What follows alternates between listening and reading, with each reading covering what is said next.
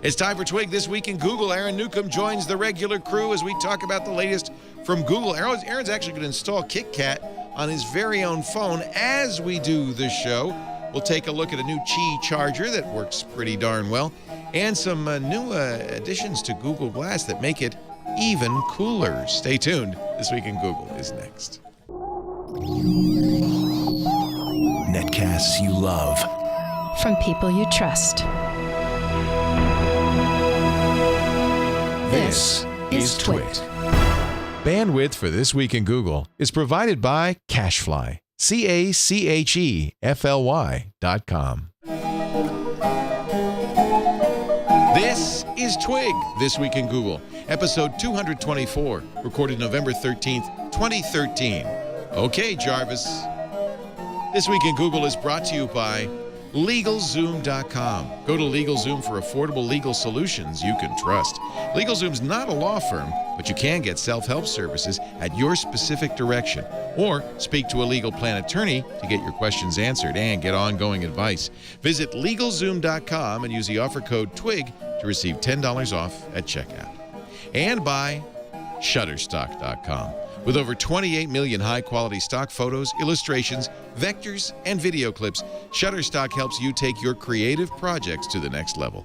For 25% off on your new account, go to Shutterstock.com and use the offer code TWIG1113. It's time for Twig This Week in Google, the show that covers Google, the cloud, the Facebook, the Twitter, the Googleverse. Ladies and gentlemen, I give you Gina Trapani, founding editor at lifehacker.com. She blogs at Smarterware and is a principal at thinkup.com, where they are currently on a tear raising money for the big launch of their managed ThinkUp. You've got 1,177 backers, 3 days left. 3 days left. Got to get to 2,000 by November 15th if you want a free year of ThinkUp to give to a friend. Come on. Come on. Get in there, late bird special. Get on in that late bird special. Also with us, I'm really happy with where we're at. Yeah, so you're doing great. Thank Hey, you you made your 1,000. That's the key. Yeah, we did. Also joining us, of course, as always, from the City University of New York. He's a professor of journalism there. Do you have a chair? No, I don't have a chair. Well, let's endow a chair for Jeff. I like that idea. It costs $3 million. $3 million for a chair. How long does that last? Well, it's just if you just pay off, as it goes. It's not $3 million a year or anything. Then I could say I'm the professor, the Twit professor of journalism. I like it. That's nice. Huh? I like it. And now the Twit professor of journalism at the City University of New York, Mr. Jeffrey Jarvis, author of What Will Google Do, which is on. I just noticed enough problems on Twitter. My favorite moment of the day was when Farhad Manjoo came on to Twitter and said, "I really need something that can let me do my shopping list and this and that." And I said, "To do text." And he came back 3 minutes later and he said, "Perfect, just what I wanted." Awesome. Nice. Check is in the mail. Thank you, Jeff. A little log rolling inside the Twig staff here. Yeah, we're loyal to each other. That's awesome. Yeah. You can also find Jeff at buzzmachine.com. That's where he blogs. And joining us now from NetApp, a regular at Floss Weekly and All About Android, Mr. Aaron Newcomb, who is going to perform a feat of legerdemain during this show. That's right, I am. So after my last appearance, whenever that was, a few weeks ago, a lot of people contacted me and said, "Hey, I noticed you mentioned on your Galaxy S4 you're running Google Edition and not TouchWiz. How do you do it?" So Did you buy it from Google? No, I did not. The S4, no. This is a AT&T from the AT&T store. So it came with TouchWiz. Rooted it, loaded recovery mod, loaded the Google Edition, or there's a couple different names for it, but I call it the Google Edition ROM. Which has been floating about. Somebody extracted it from the Google phone. There's several of them out there, right? So this happened to be version 4.3, but since 4.4 came out, I thought during the show what I would do is take my phone and see if I could get 4.4 running while we're discussing stories and everything else. This never works for me, but I'm going to do it anyway. Live demos don't work. Is there a chance you'll brick your S4? There is a good chance of that, yes. Oh no! How exciting! So yes, a little bit of surprise. So they've pushed out 4.4 for the Google Edition S4?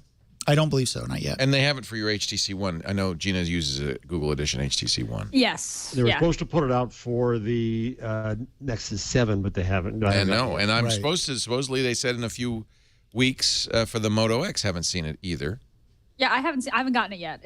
I thought it was November 15th. Ah, well, that's a couple of days. You got a little time. Yeah, so I still got a couple days. System is up to date.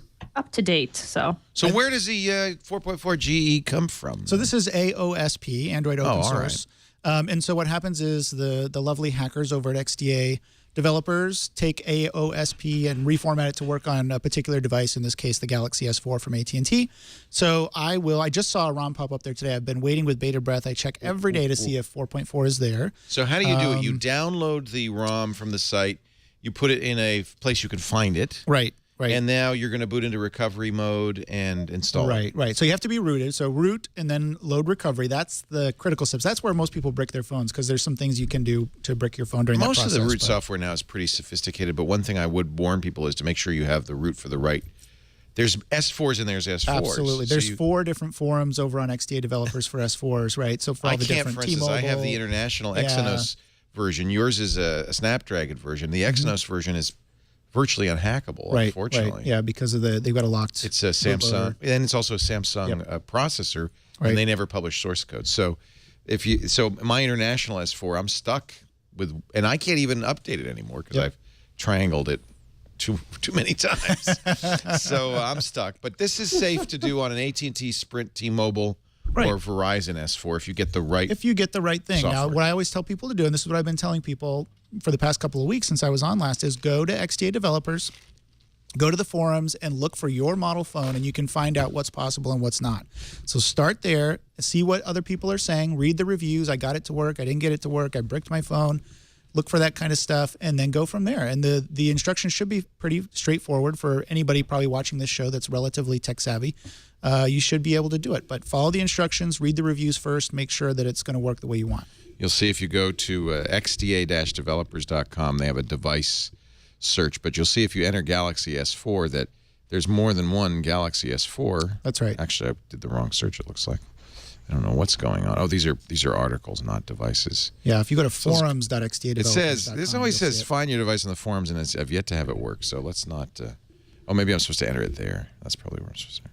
So forum.xda-developers.com. Right. You could have you could have a mini, you could have an active, you could have 8 different carriers. So it's good if you can find the carrier that get the number that goes with your carrier. There's 9505. Which one do you have? The 9. This is the. I have a 9500.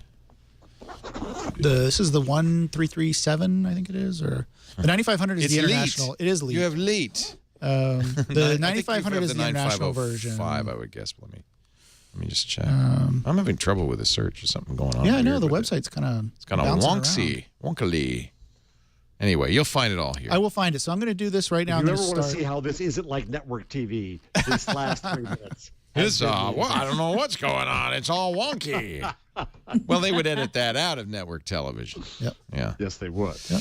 So okay. So do you have an over-the-shoulder shot for Aaron's phone so we can see what's going on? All right. So are we in recovery? Okay, we're. So this now... is 4.3. So this is Google Edition that I'm running. I've been running for forever. It has great battery life. I'm on 4.3, but I want to go to 4.4. So while we're talking about the stories, I'll go ahead and load the ROM, and we'll see what happens. All right. You want to just show it? You want to go walk through it? It might take a while. Have you already downloaded it? I have not, so I've got to download it. Well, show us that process first, because you're going to use a browser to download it, right? Right. So I actually did that already. So you have the file on your SD card somewhere? Right. This particular ROM is called Gummy. I don't know. You probably can't see that there.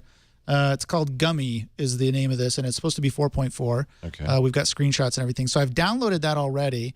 And what I'll do is I'll show you how the process starts. Boot into recovery mode, and right? Then, exactly. Yeah. All right. And then we can go from there.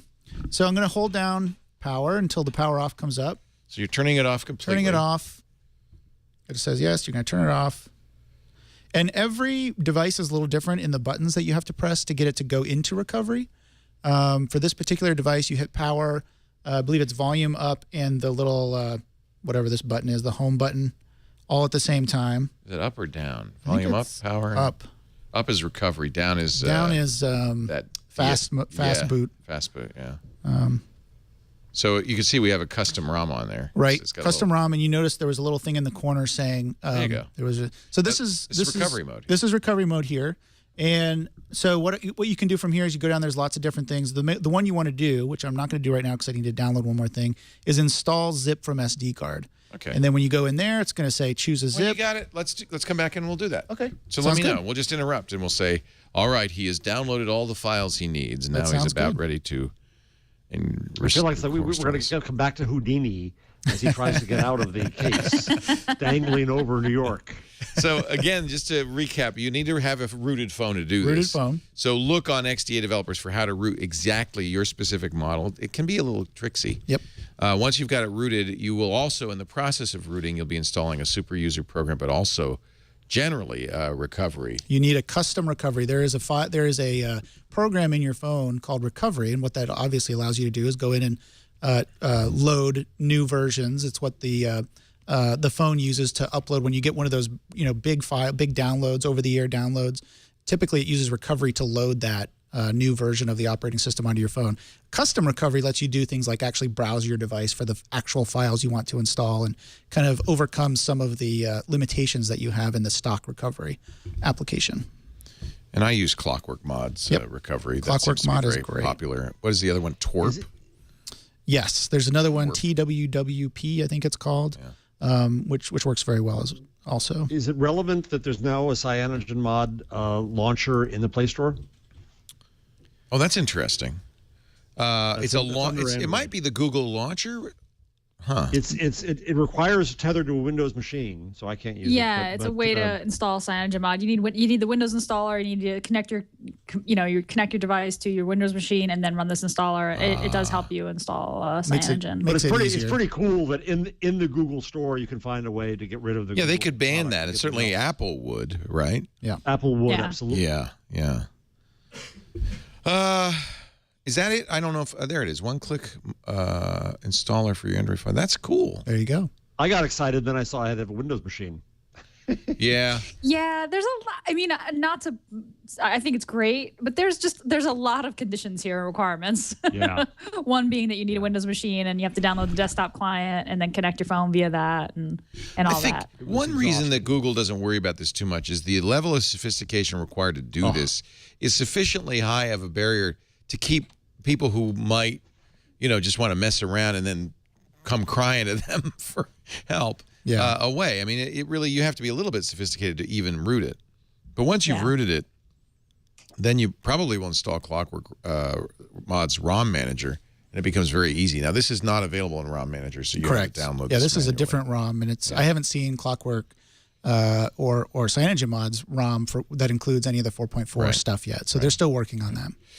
Oh, let's cheer everybody out. Are you ready for the heartwarming Google video of the week? This could be a new Really feature. nice. It's a little long. It's 3 minutes, but it's really very good. Well, we'll do this while Aaron's downloading the latest. That's a good. This looks like Istanbul. Where is this? ये Yusuf India. लंगोटिया याद सी India. मेरा लाहौर में हमारे घर के सामने एक बड़ा बाग था उस बाग का gate Okay, for those of you just tuning in, रोज शाम को Don't there's get an upset. old With guy it. talking to a young girl और उसके बाद जाके यूसुफ in another language. गजरिया चुरा के खाने Are there subtitles? No, you could do that, but you don't need to. All right. मेरी पोती मुंबई वाली You kind of get the idea. He was showing her a picture of olden times. And she's now contemplating. She's looking at that picture. Two boys, She's looking at probably this grandpa as a kid. She's searching She for sits down to guess what? park Google. with ancient gate in Lahore. Oh, she found the Mochi You don't gate. have to speak. What is Nice music. Jarjareya? Corn, milk, and ghee delicacy. Oldest sweet shop near Mochi Gate. Fazal Sweets. Wow. She's really narrowing it down. She's found a candy store near the gate. I mean, she had the two boys, I guess, in front of that candy store, right? Hello अस्सलाम वालेकुम Fazal Sweets? हाँ जी She's calling the sweet store. Fortunately, the guy who answered the phone is really cute. This is getting ready for a sequel. There's already discussion. Yeah. And now Hello. there's an older... uncle कौन जी मैं सुमन बोल रही हूँ दिल्ली से आपके बचपन I am your long lost daughter. You owe me $1 million. Did you go to a sperm bank sometime in 19... What is going on here? Am I supposed to understand what's going on? I'm telling you, it's going to pay off. He's looking at the phone. Now She's put down the smiling and phone. breathing deeply. Now he's looking at the boy. The boy in his pocket has a phone. Indian visa requirements. Because the other guy's in Pakistan.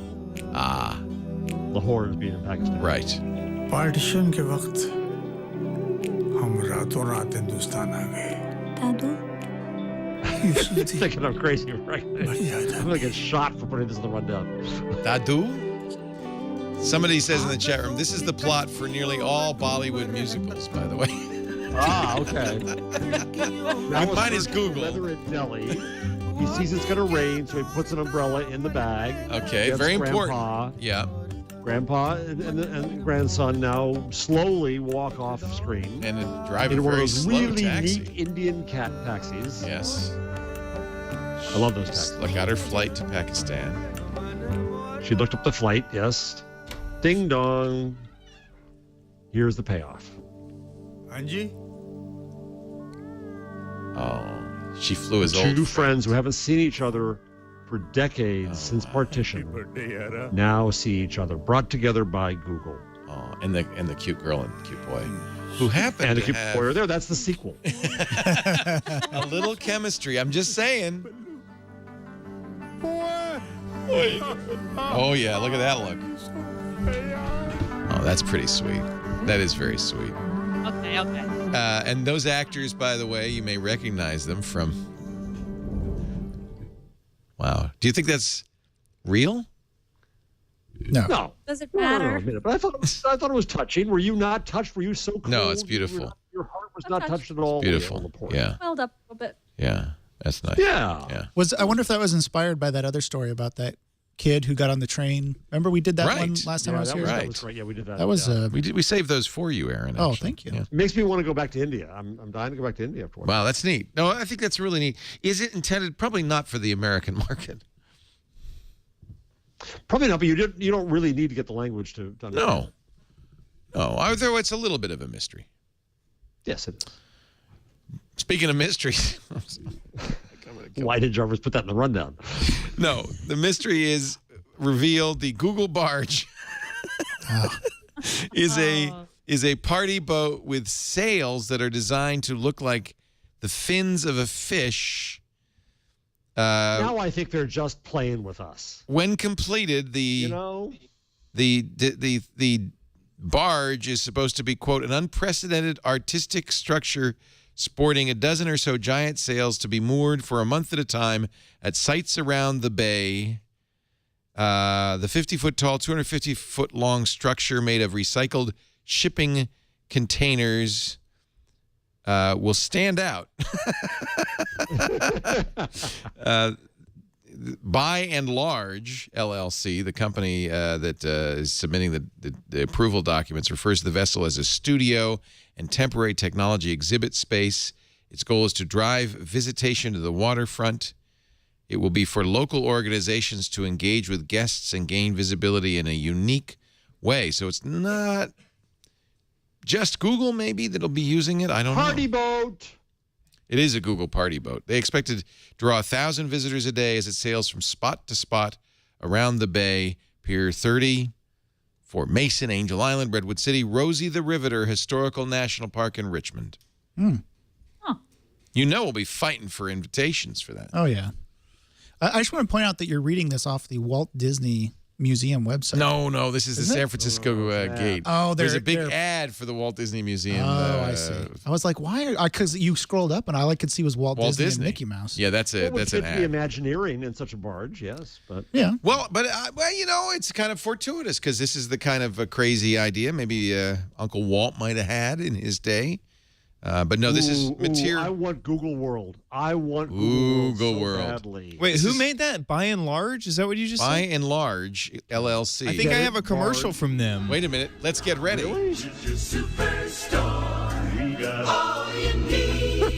For For anyone who watched Wall-E, this by and large was the corporation that destroyed destroyed the world. Right. Destroyed the world. Yeah.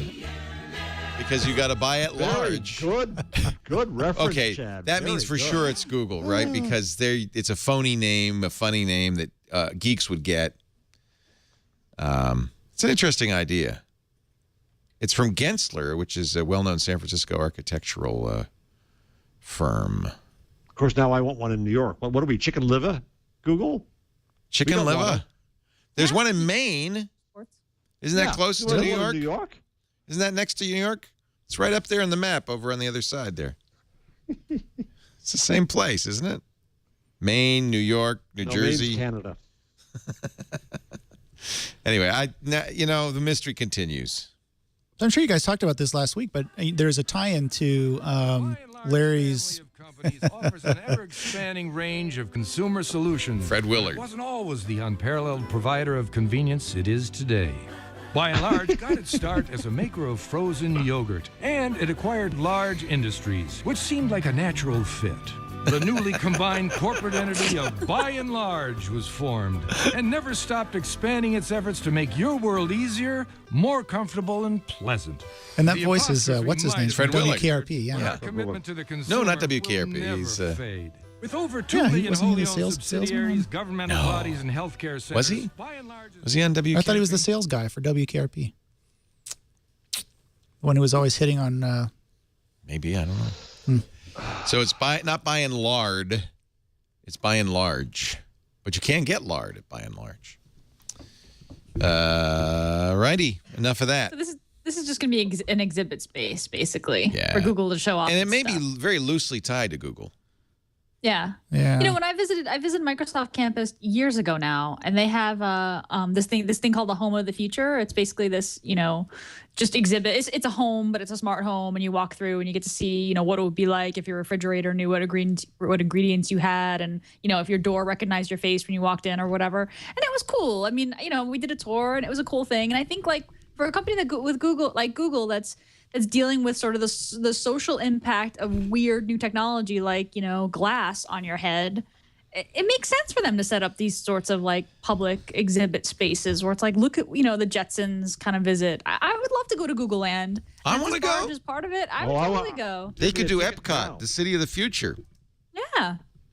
Yeah. Wouldn't you want to see Google Their Island? vision. If they set up Google Island for real, Right. I know there were a lot of jokes about it after he talked about it at Google I/O. I'd go to Google Island in a second. Come on. I'll paddle there. That's what I thought the tie-in was. That's what I was going to say. I thought the tie-in was with a Google Island. Ooh, everyone goes and everyone's innovative. Larry Page's vision of a place where no one sues Google. Yeah, it's utopia. Get on the barge and go to the island. Or we're going to untether the barge. We're going to take it out to sea. Yeah. It's passage to the island. I think that's their grand plan. You saw Pinocchio. Don't fall for these come-ons. You go to the island, you get there. There's lots of cotton candy. You feel a little queasy. You never know what could happen. Now I'm thinking about the Leonardo DiCaprio movie, The Beach. The beach. Exactly. Exactly. That's how it all begins. Come to my island. And then suddenly people are killing you in the jungle. Exactly. Oh, it was Frank Bonner. Bonner, excuse me. So there is literally a mature mark on the show. There's something Thank you very can't. much, Aaron. There's nothing you can't go on the internet and search for. There is literally a wiki answers page that answers the question: was Fred Willard on WKRP in Cincinnati? The answer is no. I can't believe the internet has a page dedicated to that. I must not be the only one. Maybe who gets confused. I don't know if that's proof of that. I am the only created one for you specifically. And I'm going to say, did we answer your question? Yes, you did. You answered my question. And did you know where WKRP in Cincinnati was filmed? It says right here, Cincinnati. Oh, really? Wow. Oh, the internet. What would we ever do without it? Google files for a patent for a neck tattoo with a microphone built in. This is why I think they're gaming us. I think at some point they're just going to come and laugh. You're wearing these silly glasses. You can't wait to get on a barge, and you believe this tattoo thing. I'd prefer this to You're all glass. stupider than us. I think of this as better than glass. It's not permanent. It's a temporary tattoo. It allows you to communicate with somebody without using your phone directly. Google suggests the electronic tattoo could be used by security personnel, instead of, putting their hand to their ear or talking into their sleeve, or as a lie detector. Optionally, the electronic skin tattoo 200. Wait a minute. They call it the electronic skin tattoo 200. No, this is not. No. Can further include a galvanic skin response detector to detect skin resistance of a user. It's contemplated a user might be nervous or engaged in speaking falsehoods. Oh my God! They could be used as a lie detector. Holy cow! This is something for April Fool's Day. I think it's a joke. It's got to be a joke. Yeah, it's got to be. Although it's hilarious, though. I mean, I think that's practical. Not too far-fetched, right? I mean, that's what makes good. Is there a patent number? Search on the patent number. It is. We were looking at the actual patent. Oh, you're saying that the patent number may be a giveaway. Now search the patent search service to see whether that patent. No, he's at the USPTO. That's from the USPTO. You are at USPTO? Yes. Coupling electronic skin patent. Yeah, that's it. November 7th, 2013. But that doesn't mean anything. Companies patent stuff all the time. Yeah. That's a real U.S. patent, buddy boy. That's no April Fool's joke. What's the name on that patent? If it's Slurpaloof, then we know. It's Alberth, Jr. It's coupling an electronic skin tattoo to a mobile communication device. By William P. Alberth, Jr. Yeah, by Motorola Prairie Mobility. Grove, Illinois. Oh, it's a Motorola Mobility patent. So is this the application for a patent, or is this the patent, or were they awarded the patent? Is this the actual patent itself? I don't know. I think they were awarded a patent. No, it's an application. Yeah. It's publication of the application. In case somebody else has invented this, they can contest it. I wouldn't admit it if I were you. Google has broken ground. Well, he's no longer. William Aberth was VP and CTO mobile devices at Motorola. He's no longer there. Wow. He is now president and founder of Innovations Technologies Consulting, Inc. So this was, who knows what this was. You know, that's just like Steve Jobs has patents. You put the, that's how you make nice to the president. Hey, put the guy's name on the patent. Google will break ground on January on their private aviation terminal, an $82 million jet center at San Jose International Airport. This is where the Google airplanes will be stored. 270,000 square feet of hangar space, 29 acres. It is big, but then Google has a lot of planes. And I guess others will be allowed to use it as well. $2.6 million a month in rent. Is that right? Can that be right? Jiminy. Weren't they storing their planes at NASA. NASA, and then I guess they got kicked out. There are people. Is this common for regular airports to have hangars? Oh, yeah. To have terminals that are company specific? Yeah. Well, this isn't company specific. This will be Google's, but I imagine other private jets could be there as well. Okay. Yeah, because it's being run by a Signature. Okay. Which does they're the primary tenant. Yeah. They've already subleased the majority of the project to a company that operates the private aircraft of Google executives. That's Blue City Holdings. Wow. Now, what's Blue City a reference to? Well, what is that? Blue City Holdings. Well, if you watch the 1990 whatever anime. I could swear at the beginning. I'm not joking here. I could swear at the beginning of the commercial when you showed it, I saw the words Blue City go by. Well, maybe. I don't know. Chat room, do some research for us. HP and Google. We were really excited about this HP Chromebook 11. HP and Google have halted sales following complaints of the chargers overheating. They've pulled the Chromebook 11. Oh, is that it? Yeah, from Best Buy. Sales have been halted on Amazon, HP, and Google's online stores. It was a bestseller on Amazon. Customers' complaints of chargers overheating. Best Buy told The Verge that urgent instructions have been sent to store managers to remove existing stock of the devices.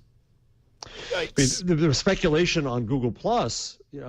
Somebody I know returned one, And the problem was it had the same problem the original Chromebook did. It was too low in RAM. It was only 2 gigs, and it's going to slow down. Everybody, people complaining about that. How much is in your Pixel? 4 gigs? Is 4 it. gigs in the Pixel? What's in the Pixel's RAM? 4.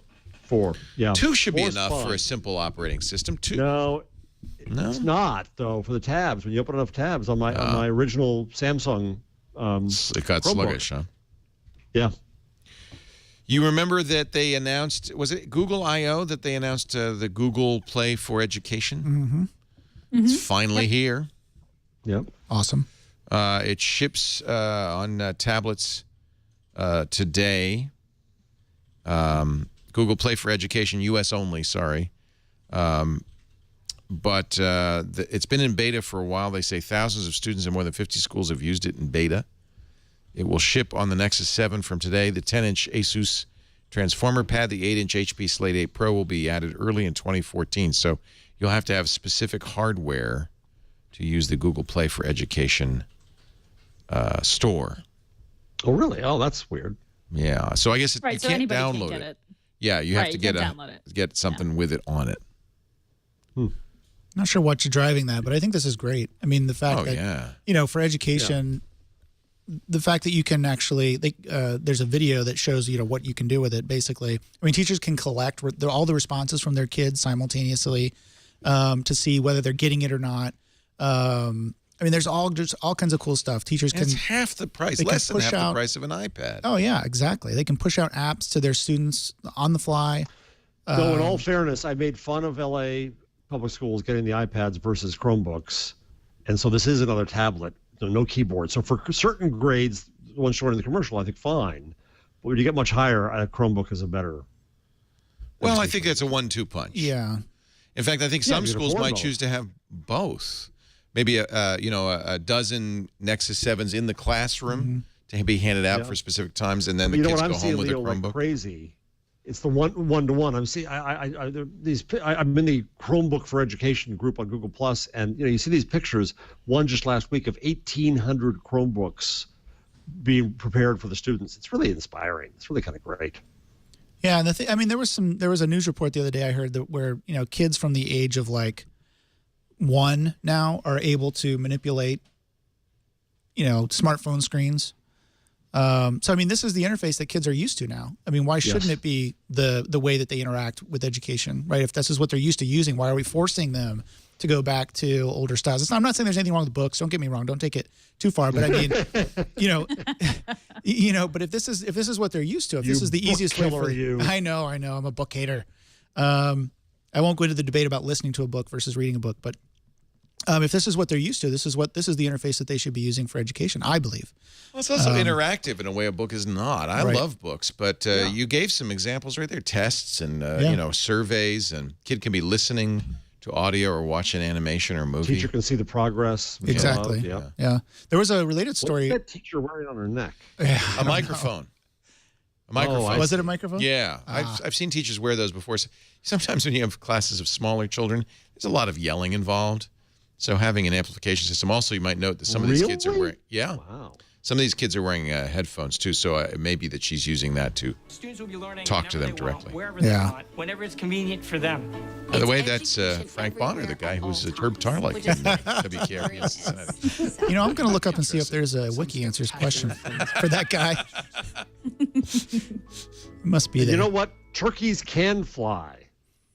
I get it. I get it Les too. Nessman. That is a very In the obscure helicopter reference, but it is the most famous episode of that show that definitely. nobody has ever seen because we're all too old. We had wild turkeys. Gina's just staring at us. we had wild turkeys in the yard the other day in our new house. Nice. I do in our yard all the time. Wild turkeys gobbling their way through the yard. Yeah, we've got them around awesome. our house too. Give them tell them take cover before a couple I know. weeks happen. I said, "Run, little turkeys, run! Thanksgiving is coming."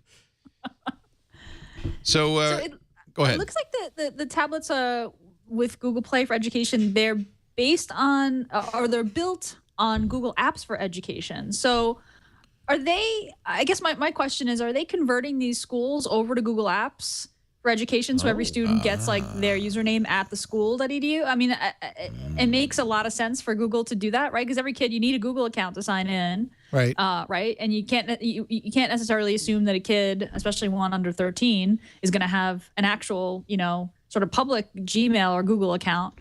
Right. So this is really this is really beneficial to the students, of course, but it also is very beneficial to Google. Not only they're getting kids using Google apps very early, but it sounds like they're actually converting these schools over to Google Apps in the process. And then along comes Larry Page, and he's going to have a pipe, and he's going to lead them all to a barge.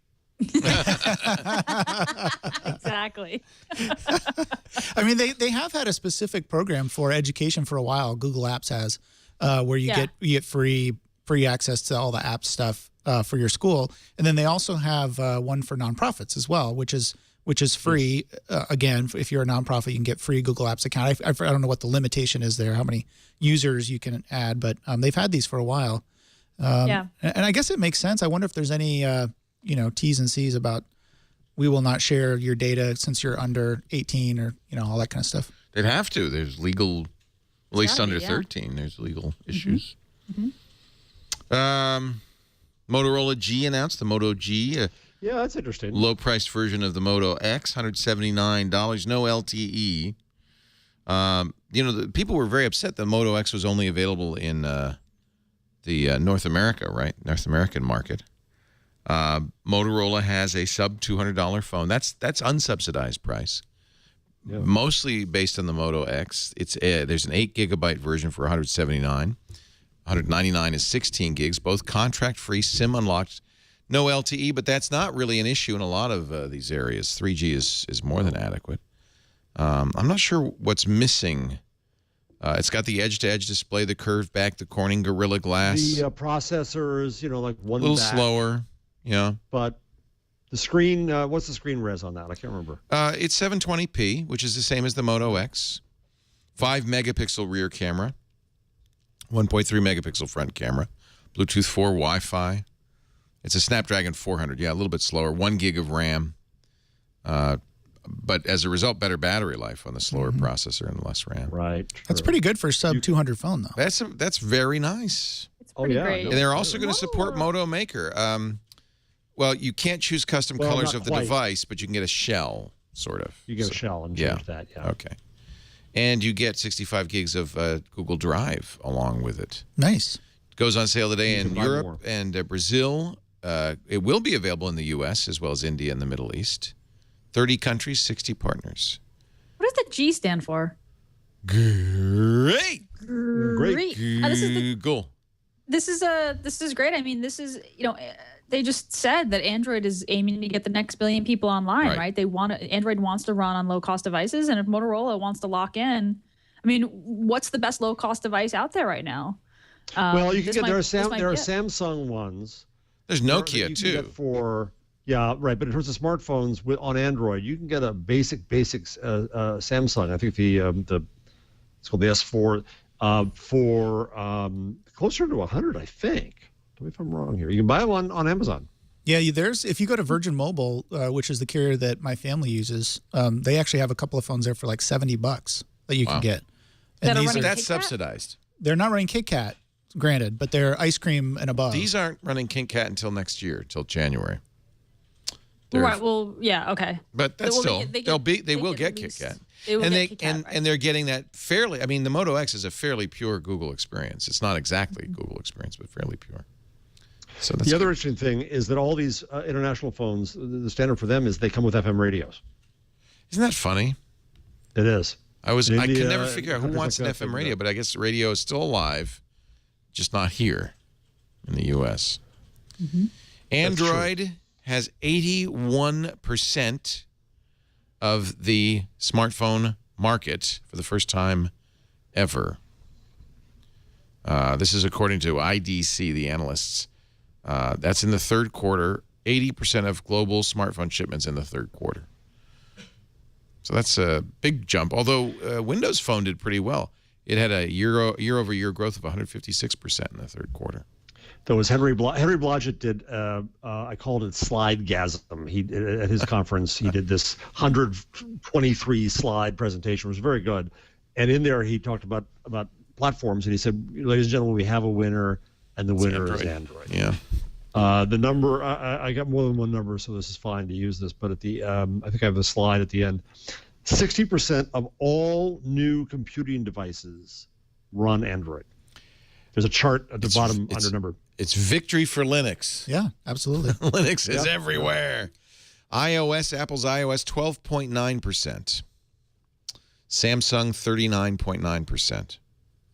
So, this is a very big jump for Android. And BlackBerry, 1.7%, down from 4.5%.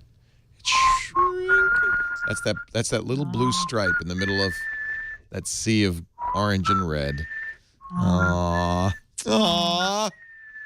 No. Oh. But you may be saying bye-bye to Dalvik. This is probably more appropriate for All About Android, which Gina and Aaron are regulars on. We discussed this at Link last night with Brian Klug. Oh, good. With Non-Tech. Yeah, perfect guy to talk to about this. So what is art, and why do we need to replace Dalvik? What is Dalvik, Gina?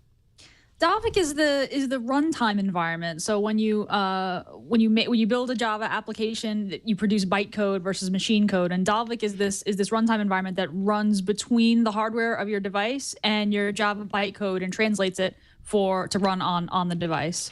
So it's a runtime environment. So that's what Dalvik is, and Art is the Android runtime. It's basically Google rewriting the runtime that will run on all Android devices from scratch, from the bottom up, and they want to replace Dalvik with Art. And the reason why is basically comes down to performance. They're saying that you'll get better performance out of it. Dalvik's been around for a long time. Android's been around for a long time, and rather than continue to improve Dalvik, Google wanted to throw it out the window and start from scratch and start over. And we've talked about Chrome was a way that Google kind of started from scratch with their own browser. They forked WebKit and went with Blink. I mean, we've seen Google do this a couple times now, and just start from the beginning or fork something off and say, hey, we're going to leave this old technology behind and start new. And I feel like this switch to Art is part of that. This won't affect users in any way. I mean, if all goes well, users will only enjoy a performance boost, a speed increase, and you can switch to Art on KitKat right now if you enable developer options. But if you're thinking about doing that, you should watch the episode of All About Android we did last night, because Ron Richards, my co-host, did that. He tapped that button right there, and all went well until he tried to use one of his most important apps, which did not work with Art, and wound up having to factory reset his phone. 3 days later. What? Oh, cancel, abort. Might not quite be ready yet. Ron ran into trouble with WhatsApp, which is an app. That I don't care about WhatsApp. You don't care about WhatsApp. A lot of people do. Holy cow, WhatsApp is amazing. 100 million images a day on WhatsApp. It's an extremely popular app. Yeah. So, so we're still kind of early. And if you Google WhatsApp and Art, there's, thousands of people screaming about how it doesn't work with Art. They're working on a fix, of course. It's early days, and Art isn't quite ready. But that's what Art is. It's just a new runtime for Java, for Android Java bytecode. Yeah, and it's worth pointing out this is for developers. This is a developer feature. It's not for average users. You're not going to get that much. In fact, the ROM that I'm loading now, there was a big warning on it that said, do not use this with Art. Stay with Dalvik for now, because there are too many users with too many problems for this particular developer of this ROM to support Art right now, because there's just too much going on. So just keep that in mind. It's for developers. There's no real advantage to using Art, right? I mean, it's not. The performance improvements are not like, blow your doors off right now. You know what I mean? They're not so significant that users should be, clamoring to switch the developer options. I think that for me, it sounds like Art is about future proofing for Google, getting ready for new kinds of hardware that are coming out, and optimizing for changes to Android in the future. But right now, I mean, a few of the Android blogs have published side-by-sides of running Art and Dalvik and using their devices. There might be a slight performance improvement, but it's not that noticeable. It's not worth switching yet. According to the Android police, Dylan Coombs writing, or Cody Toombs, not Dylan Coombs. I don't know who Dylan Coombs is. Cody Toombs writing says that the way Dalvik is a just-in-time Java runtime, that's right, which is not uncommon, where you as needed you compile the code, the P code, the pseudocode into application bytecode into machine code. Machine code. Right. But art apparently, in fact, if I do this thing, I'm going to do it.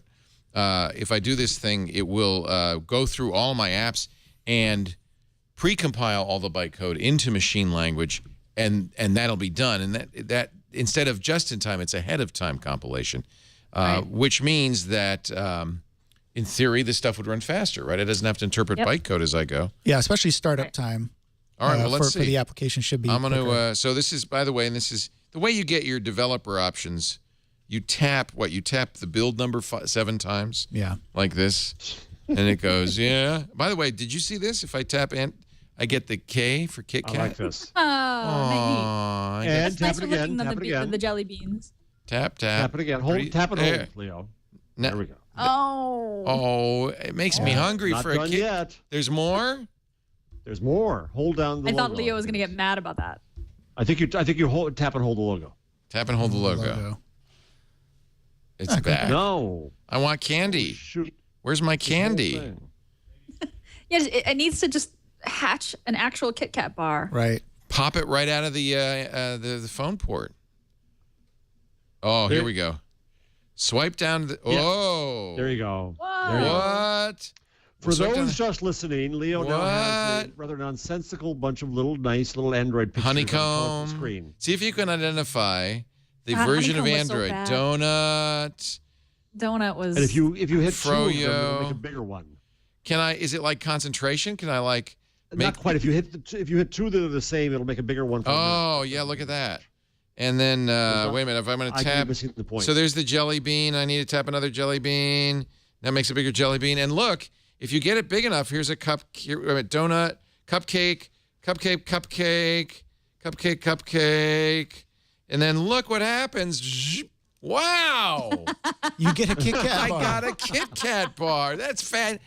That is amazing. How do they do that? It's delicious, but this is a just-in-time Kit Kat bar. Just a word of warning. It will not work with art. It's not an ahead-of-time Kit Kat. No. Right. All right, so I'm going to, how do I get the hell out of this? That message was brought to you by Hershey, manufacturer of fine snack foods. So Nestle, this is a Nestle Kit Kat? Nestle. All right, I'm going to go, well, Hershey owns it in the U.S. I'm going to go to About Phone. I'm going to go, no, I'm sorry, Developer, right? Developer options, select runtime, use art, reboot to change runtime from libdvm.so to libart.so. Okay. All right. So now it's going to convert all your DEX files over to the whatever the And is file there no going back? You can go back. should've Ron asked had to that factory before. reset because WhatsApp was broken even after he went back. So I think you can go back. Like uncompile it? Yeah, you'd have to. It would switch back to using the DEX files, the files that Dalvik produces. Cool. That was good. I'm playing that game some more when it's rebooted. Oh man! Are you ready for a ROM update? Yeah, what's loading going on? update? You're installing your 4.4 Right. Kit Kat? Right. So you too can have candy coming out of your phone? Quick update. I hope so. I hope I get that. So quick update. What we've done is we downloaded the files that I need. I need the ROM file itself and the G apps, which is the Google apps. It's a zip file with all the Google apps that I'm going to apply. So this is typical of a ROM. It doesn't ship with, it can't ship with, for legal reasons, the Google apps. They're not open source. They're not allowed to distribute copyright. That's right. So what I've done is the next thing you have to do is you have to do a factory reset and wipe your cache. So I've done that ahead of time here just so that you can see. So now at this point, if I was to reboot my phone, it would boot up like it was a brand new device, right? I could still reboot it at this point. Yeah, I haven't really done too much damage. What you'd want to do is back up before you do this. Definitely back up, which I did earlier today. Now I'm going to go ahead and do what I was talking about before, which is install from the SD card, and I'm going to go down and find my Gummy ROM. Oh, you said you had to download something else. So what is Gummy? The G ROM? apps. That's the G apps. Gummy is the ROM, and G apps was what I forgot to download. So now I've got Gummy. I'm going to go ahead and install it. It's going to say, "Are you sure you want to install this? Cannot be undone." Yes, I'm going to install it. And you'll see it'll just ask you to install the G apps at a separate time, or when do you? No, it doesn't ask you to do anything after this. So it sees the G apps and installs them automatically. So after this, the next step I'll do, which I will go ahead and do the same process, but I'll select the G apps zip file to install after the ROM is done. So that's where we are, and we'll come back in a few minutes and see how this is going. It's installing Gummy right now. I feel like the brownies just went in the oven. That's right. That's exactly right. And meanwhile, my apps are being optimized much more slowly than usual. When you install a new ROM, you do get this optimal. What is that doing? Gina, you must know. Optimizing apps. I think what that is doing right now is it's converting the DEX files, the Dalvik files to the art files. But anytime you change ROMs, you get this optimizing. Usually it goes faster than this. That I don't know. Yeah, that happens every time you install a ROM, and I believe that came out when Butter. Do you remember Butter came out with? I think it was Ice Cream Sandwich or something. Yeah, that's kind of like what it does to get the apps. Is it ODEXing them, or is it something separate from that? No, it's part of the ODEX process. Okay. Yeah, absolutely. Okay. Wow, that's very Gina, impressive. I think you're being shown up here. Did you know that? The boys have destroyed a tool each. What are you going to destroy? Yeah, we both bricked our phones. What are you going to do? Yeah, come on. Yeah. I'm good with a working phone with a stock experience. I'm good. They're not bricked yet. They're not bricked yet. Stand by. It's the destruction derby. Ron was saying, like, I could have fixed it, but it would have taken a few more hours. And, like, it's my phone. I need it to work. And that's kind of how I feel. It's my phone. I need it to work. I can only do that to a test phone, a secondary phone. Well, it's good to know if I were a WhatsApp user. But you know what? This is good for me to do because then I can say what apps don't work with art and things like that. So I'll Which play phone with it. is it that you're doing that? The Nexus 5 because it's the only one that I have a KitKat on. Oh, right, of course. Yeah. Duh. I love this Nexus 5, by the way. Are you happy? Did you get yours? You do. Yeah, I'm very happy with it. I mean, I still take your point that I think the Philips that are on the Moto X are appealing. This is a raw Google phone, but yes, it's very, very nice. I have AT&T on this one, and so I put on the AT&T international Wi-Fi thing because I'm going to Europe, and that sucks down the battery. I know. AT&T's software really is terrible. Jesus. So I killed it back off. So the battery, other than that, works pretty well. I haven't used the camera a lot yet, but it feels It's a better nice. camera like than it. the Moto X. I think that's... If I could get the Moto X features on the Nexus 5, it'd be a no-brainer for me. I like the screen better. I like the camera much better. It's despite what The Verge said, I think the Nexus 5's camera is excellent. I'm very happy. I've seen some really nice shots. Yeah, I've seen some really nice photos on Google Plus. Now, some of those may have been optimized, but most of the people that are posting photos say, hey, here's the optimized, the automatic, auto-magically optimized things. Yeah. And here's the unenhanced versions. Yeah. And to me, they look pretty good. I don't know. I'm getting good results out of it. Very happy with that. But the Moto X has such nice... It's the little things. It's the Moto Assist. It's the active alerts. It's, all those things. Which would be nice. I mean, I when I'm in the car, I saw... I'm not going to ruin Gina's tip, but I can talk to it. Not quite as smoothly, but it still works. So no, I'm very happy with it all in all. And some people one are thing saying that drives me nuts. Every time I switch phones, I wish I could just replicate. And then, so once I've installed everything, the real pain in the butt is that I then have to go and find, like a whack-a-mole game, all of the damn notifications that everybody puts back on again. Oh yeah. It just beeps at me and yells at me and screeches at me. Yeah. No. It should remember your default settings on notifications. I agree. Yeah. This phone downloaded all the apps I'd ever installed on Android. Which was... How did it do that? Well, it's a Google phone, and obviously it could see the Play Store. Normally, I'm not really sure what the rules are about re-downloading your apps, because I always set my phone to backup and restore through my Google account. Sometimes a phone will download all the apps that I had most recently. This is the first time a phone's ever downloaded every app I'd ever installed. Oh, not even the ones that were installed before, but even the ones that you didn't have every app I'd ever installed.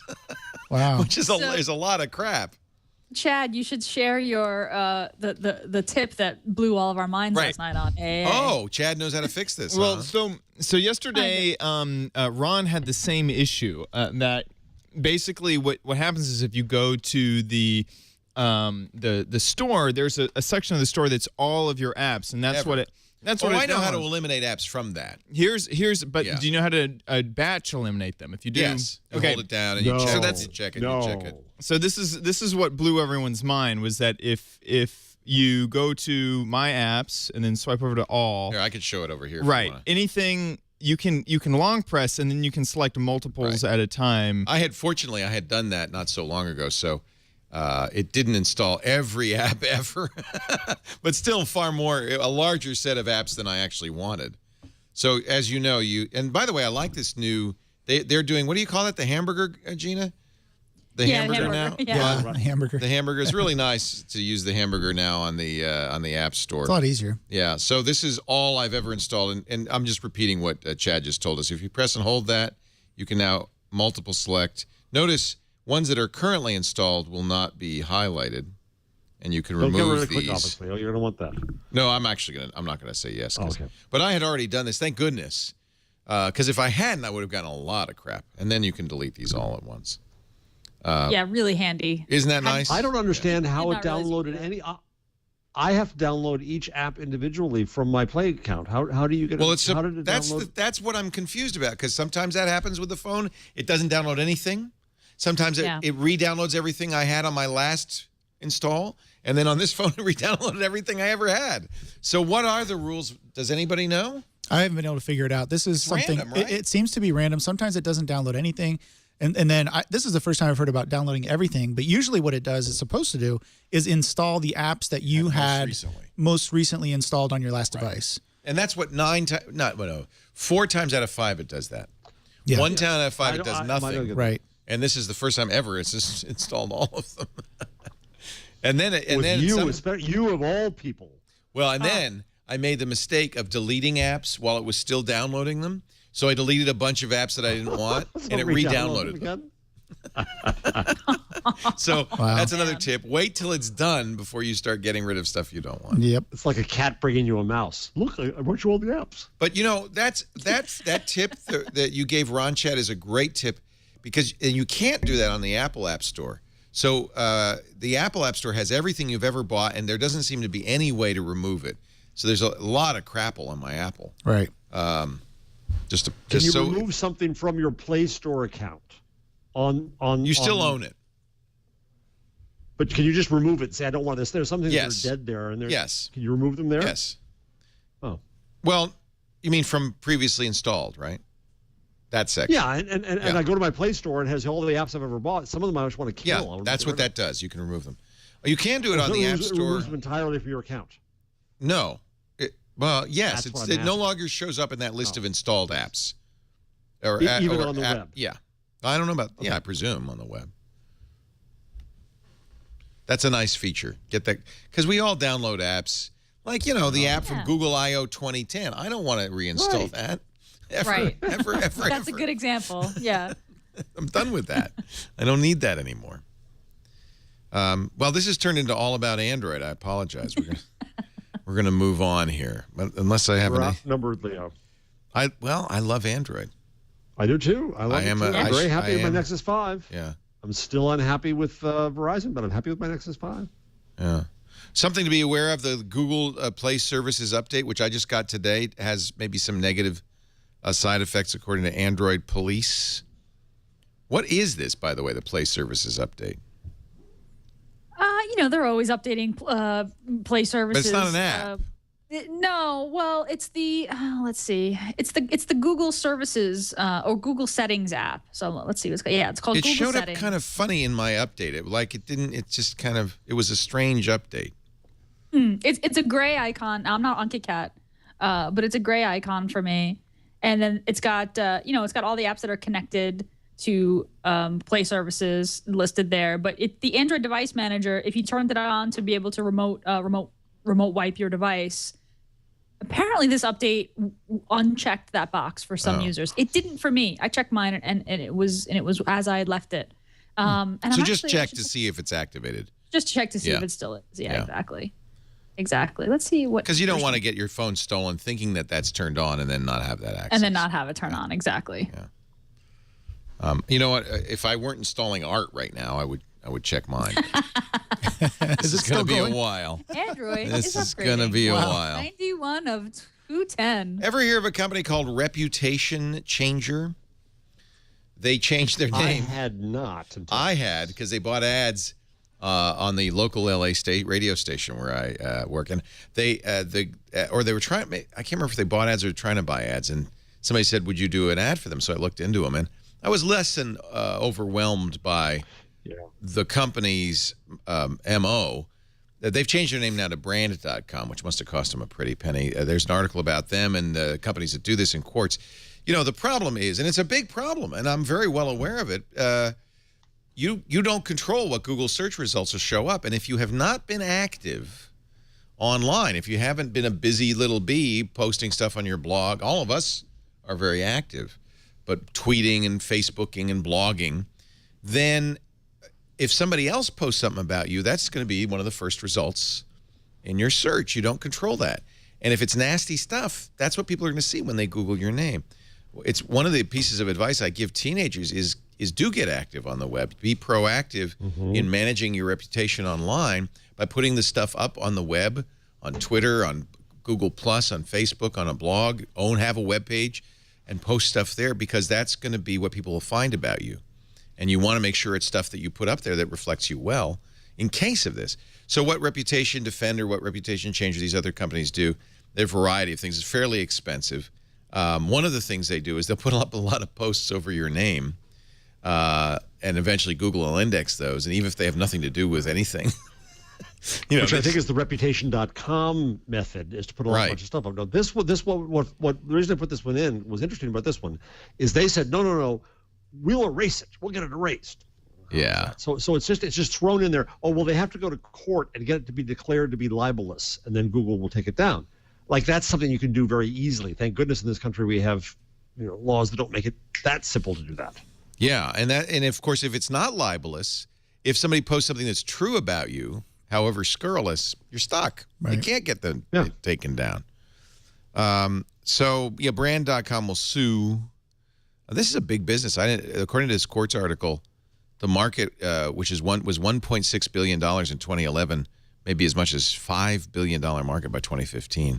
A lot of people have these problems, right? I think it's very common. Well, but or they're being scared into it. You listen to the Reputation.com ads, and I know the CEO of the company. We've sparred about privacy and publicness, but they advertise that we'll put the truth up front. Well, not necessarily. Maybe your restaurant really does suck. Right. And then what they're putting up is your PR. So it has to be libelous. I guess it could be also DMCA. They could get stuff taken down for copyright violation. Well, for now. And then brand.com also suppresses it. It says by populating results with positive information that is authoritative and truthful. And it's true that if you can get that first page cleaned up, you're good. But $7,500 a month for that fee. And I bet you that's the starting price. Yeah. If they're going to go to court, that's going to cost a lot more. I'm trying to be open-minded about this. I'm okay with the whole, like, somebody's posted something defamatory, libelous, and I don't want to deal with the paperwork, so I'm going to hire someone to do that for me. The whole posting positive stuff about the client just sounds like that. Just sounds what do like you spam. do? I mean, it sounds like SEO. It sounds like spam. It is. It's total spam. But it's the only thing you can do, isn't it? What can you do? So, I mean, that's why I tell teenagers, post now. Leo, your point was you can actually be there for real and do good things and add good things and say things that are worth linking to, and then that's legitimately rising. But there are a lot of people, adults today, who never posted anything on the internet. True. Yeah. True. And they're very vulnerable. What do you do? Very close friend of mine. Very close friend of mine has this problem, and I just don't know what to do about it except say, create a blog, post as much as you can. But there really isn't much you can do retroactively. It's very hard. You really need to be proactive and create a reputation online now. And that's what I tell kids. You got to create a reputation online now. I had a great meeting today with the CEO and founder of LexBlog, which is a lawyer's blog platform. He owns it entirely. He has 1,000 blogs, 8,000 lawyer authors. And it's fascinating how he has to get across to them the idea that if you're not out there talking about what you do, nobody's going to hire you from the yellow pages. You've got to be out there saying what you do. You've got to be showing your leadership. You've got to be talking about stuff. And as I was talking to him, I think there's huge opportunities in areas like therapists. You look at that online, and all you get is pictures of flowers, and you don't know what they say. I totally agree. Totally agree. Many other areas. Yeah. I just read that 31% of all schools are now looking at social media postings for their applicants of colleges, are looking at the social media postings for their applicants. And it came up because a young lady who went to a informational college seminar as a high school senior, was it Rutgers? I can't remember what school it was. No, it wasn't. No, it was another college. I can't remember what it was. But she went to the thing, and she sits in the back row and tweets, "These people are so stupid. Oh, my God, I can't believe how idiotic this is." And just goes on and on, then applies to the school. The school says she didn't get in because her record didn't justify it, but you gotta think the school also said even if her record was good, they admit it, they read it. We wouldn't want her in here. So and 31% of schools now look at your social media postings before they accept you. Wow. So again, another reason why teenagers ought to be active online and put your good stuff up. Put your track record and your best A+ papers, and just put stuff up. When I've met with high school students, they get so paranoid about it that they'll say the opposite. Is that I've got to expunge my entire record. I've got to be nothing because I'm going to try to get into a good college. But I agree with you, Leo. That's the wrong way to go. Impress people with what you are. Well, what a lot of them do, of course, is they create a Facebook account under a pseudonym. Yes. And then they change it when they so that you have this. Or, somewhat of a pseudonym. Mm-hmm. Yeah, like purposely misspell their last name. Yeah. Mm-hmm. It's good if your name is John Smith, you're probably all right. If your name is Gina Trapani, Jeff Jarvis, Leo Laporte, Aaron Newcomb, you probably should pay attention. Dana Boyd also the brilliant Dana Boyd talks about how young people are very good at speaking in code. Right. She tells a great story. But we all understand the code now, right? Yeah. Well, no. This is my favorite story of Dana's, and she's told it often. A young woman, 16 years old, her mother's following her on Facebook, and it's fine with her. She's cool with that. But she's having problems with her boyfriend. And she doesn't want her mother to smother her with concern and affection and all the horrible things that parents do. Hate that. And so she thought about it, and she put up, now I always forget this, the end of Life of Brian, the song he sings as he's being crucified is Look on the Bright Side of Life. Yes. Yeah. I was going to say every sperm is sacred, but that's earlier. No. Look on the Bright Side of Life. So she puts up the lyrics to Look on the Bright Side of Life, and so her mother saes, "Oh, good dear, I see you're having a good day. This is so nice." Oh, and all of her girlfriends say, "Oh my God, what's wrong? Tell us what's wrong. Something's obviously wrong." Right, so she speaks in the code that she knows her peers. That's will very understand. dated. I doubt any teenager today knows Life of Brian. They wouldn't. She's subtweeting. Well, she was subtweeting. So is that what it's called? Subtweeting? It's like subtexting. A little different. Subtweeting is when you're talking about someone without saying their name, so that they don't know, but everybody else knows. Oh, I like that. So but it is more like speaking in code. So cultural references that family members wouldn't get. Yeah. See, let me ask you guys a question, and do me a favor and subtweet this. I know you'll know who it is. Don't say it. I don't want to give this guy any publicity. All right. Okay? So there's a guy who thinks he's funny. I wish he were, then I'd be okay with this, who has a fake account based around, I don't know, some journalism professor you both know. Not saying who he is. I'm not saying who he is. Right? Jay Rosen. Okay, go ahead. I get email from one of my deans the other night saying, "Oh my God, there's this guy who has this thing, and he's posting pictures of penises, and he's this horrible, ridiculous stuff." And I had to say, "Yeah, I know," but I said, if I complain about him, I'm going to get more crap. Just leave it. Nothing you can do. She was amazed at this. No, you're kidding. This happens on the internet? I said, yeah. The internet is a terrible place. Yeah. Terrible place. But this is why they have you're verified, right, Jeff? On Twitter? I'm verified. Yeah. And that account is it's an obvious parody set. I mean, that's none of this. I wish you were funnier. Yeah. It's nice when you have a parody account that's funny, isn't it? Yeah. It's offensive. I contacted the guy. He also doesn't have the balls to talk to me. I said, let's talk. And he was too chicken poop. Hey, Twitter owes you money. A lot of money. How much money does Twitter owe you, Leo? $42,000. Nice. All right, so let's do it. Let's do it real quickly. 90,000.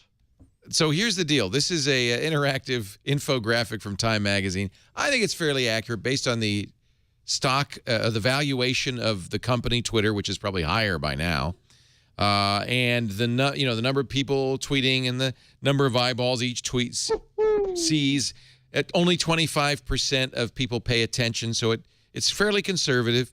Time estimates that Twitter owes you 12.45 cents for each daily eyeball that you reach. Gina Trapani, that means they owe you $32,861. Do me. Whoa, Jeff, Ooh, you're got a the winner. richest amongst us.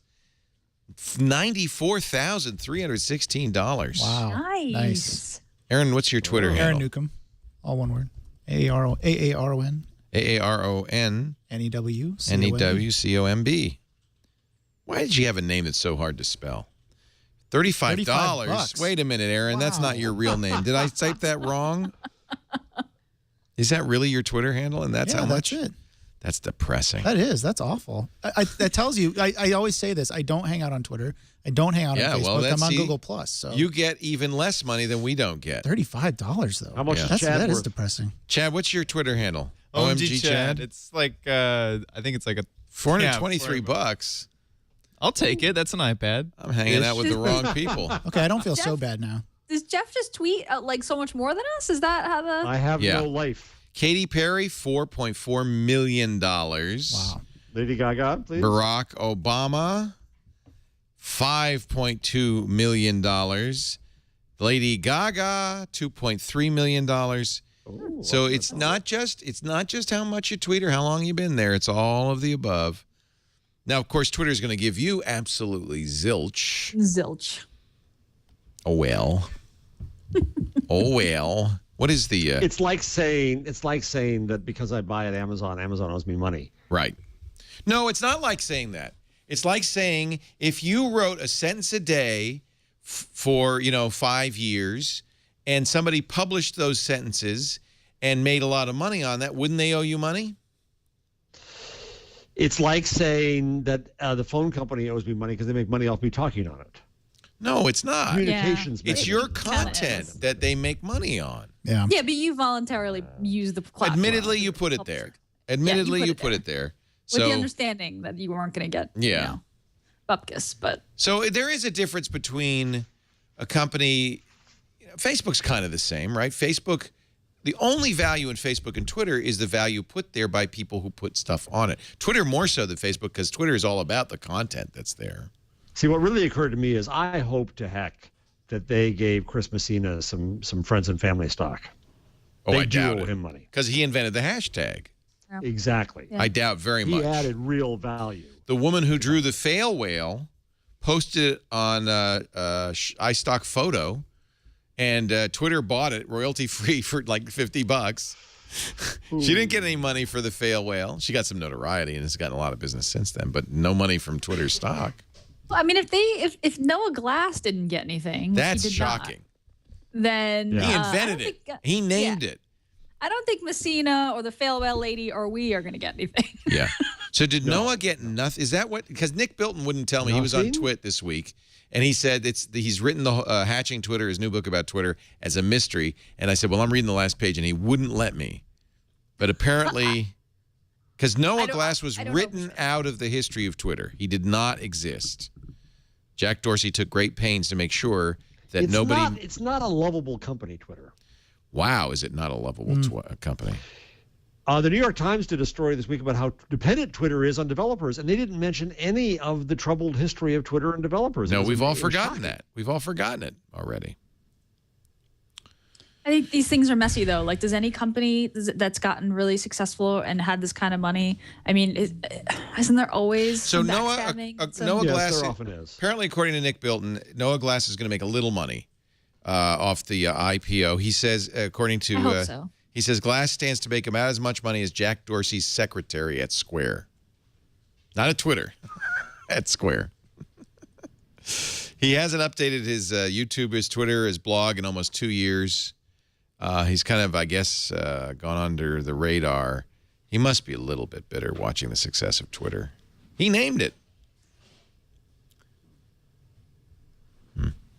Yeah, that was sad. probably the biggest. I haven't read That's- Nick's book yet. I'm going to. Yeah, I read the excerpt. I have a copy of the book. It's on my nightstand. I can't wait. Can't wait. Yeah, I think it's great that he released it. Yeah. The timing was perfect, and I think there are things to be learned kind of from all of these. Boy, is the timing perfect. I asked Nick, I said, did you have some sort of inside information? You must have. The book comes out 2 days before the IPO. Wow. You can't get better Yeah, than that. perfect timing. Somebody in our chat room, Aaron B, has just put his cat on the keyboard. Aaron, if you could just lift the cat off the keyboard. There's all these right brackets. According, Twitter has announced custom timelines for hashtags. Thank you, Chris Messina. Or topics on TweetDeck.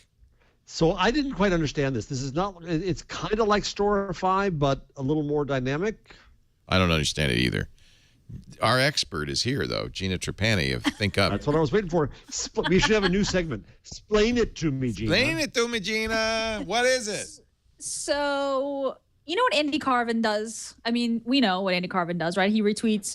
From what I understand, and I actually haven't had a chance to play with this a whole lot in TweetDeck, although I do use TweetDeck, is that this adds Storify-like capabilities in that you can say, all right, something big is happening. You know, all my friends are live tweeting Scandal tonight, and I want to, curate the best tweets about the show or something else. And then you can create a custom timeline where you can pick and choose and add particular tweets. I think you can also do it on a per hashtag basis. So if there's a live event, if you're at a conference or whatever, and then other people can see your custom timeline around a particular event. That's my understanding of it. Has anyone else played with it?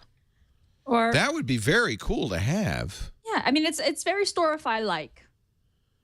Storify works with networks beyond Twitter. But somebody curates it, so it's not automatic. It's not mechanically curated. Well, Somebody. what I'm asking though is if you put in somebody, it says you can add tweets and delete tweets from it. I get that. So that's more like Storify. Right. But I have the sense you can put a hashtag in there and then it will flow in. Right, So right. flow in lots of junk and retweets and Well, stuff. you have to I mean, use the API to control it at that point if you're doing that. Drag and drop So I've just created one, drag and drop tweets into this timeline. So it looks like each tweet has a little drag thinger. And so so you can add a tweet, but you're asking Jeff, can you add a hashtag? Well, that's that why I just had the streams impression that it was a little more dynamic than Storify. Right. What if you had a Content. tweet with a hashtag in it? This is Does not that going to count? go well at all. It sounds like Flipboard's capability of creating a Flipboard magazine, which you then put stories in and friends can subscribe to. Is it that? And you can share it, which is that's cool. I like that. And it sounds like that's what this is. Although, because there's an API, tweets can be added programmatically. That means you could use logic operators. You could use hashtags, you said. Okay. You could say, if a tweet has this and this, but not that, you can then... So for Politico, for instance, has created a tweet hub using the API to feed policy industry tweets into this tweet hub. This is apparently done by this API, this new API. It's Politico. It's Politico's Energy Insider Tweet Hub presented by Chevron. And then I don't know if it's fully hashtag driven. They have a special Energy Insider hashtag. But that's interesting. And then more dynamic than Storify. Storify is a past tense record. Right. This is real time, it sounds like. Look, these are 12 minutes ago, an hour ago. So, and they also are doing it by list. So they have 3 columns: energy reporters, energy influencers, energy lawmakers. This looks like it could be really useful. And it's obviously... Why isn't that just a list? Why is that just a list then? Well, it's probably a list plus, right? A list plus... Plus what? Logic from the API. The logic may be as simple as the hashtag, or it could be more complicated. But if it is dynamic, it is. Stuff in, then what good does it do to put individual tweets in? Well, this is interesting because it's dynamic but not chronological. So I see a tweet from the Heartland Institute that's 7 minutes old, and that's below a tweet from the salon.com that's an hour old. Now. I'm confused. I think with custom timelines, you are actually hand picking. It is Storify like, in that you're hand picking tweets to add to the timeline. But Twitter does say that you can also do it programmatically using the API. So, which makes more sense because you could write, if you were a good coder, you could. It says the tweets can also be added programmatically using an API that was announced today as well. This allows users of the API to program timelines based on logic operators or to add the custom timeline creation feature to their own products. Politico's using this in their tweet hub. Twitter offers a host of examples of people already using the timeline, and these spell out, this is from Twitter's own, no, this is TechCrunch, spell out exactly what Twitter hopes to see it used for, including TV shows, live Q&A sessions, Twitter playlists, and sporting events. So that's kind of cool. Yeah, that makes sense. That's really kind of cool. So in other words, like Survivor could put this page up there like this, and then they control. We're going to say we're going to insert this tweet. We're going to insert this tweet. Right. You like what this guy said about the show, and then all of a sudden you've got a whole page of content. But you need to be able to control it if you're Survivor. You don't want the weenies Exactly. What this is that show their penis. For brands to get rid of the bad. It's for brands. That's why it's not automatically populated. Right. That's why you have to put the posts in manually or you name it. You choose the tweets you want to add either by hand or programmatically using the API.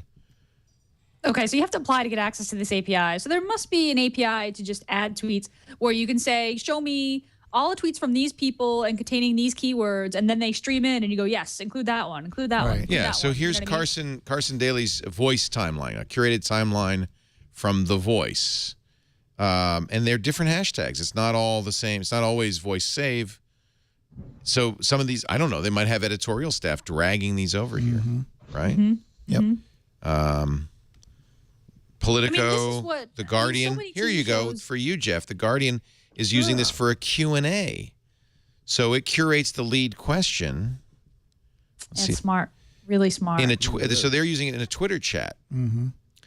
Yeah, it gives you some really interesting power in this. So they've added this to so this is a Guardian article, and then they've added at the bottom, selected questions and answers will be featured in real time on this page during the chat using Twitter's new custom timeline tool.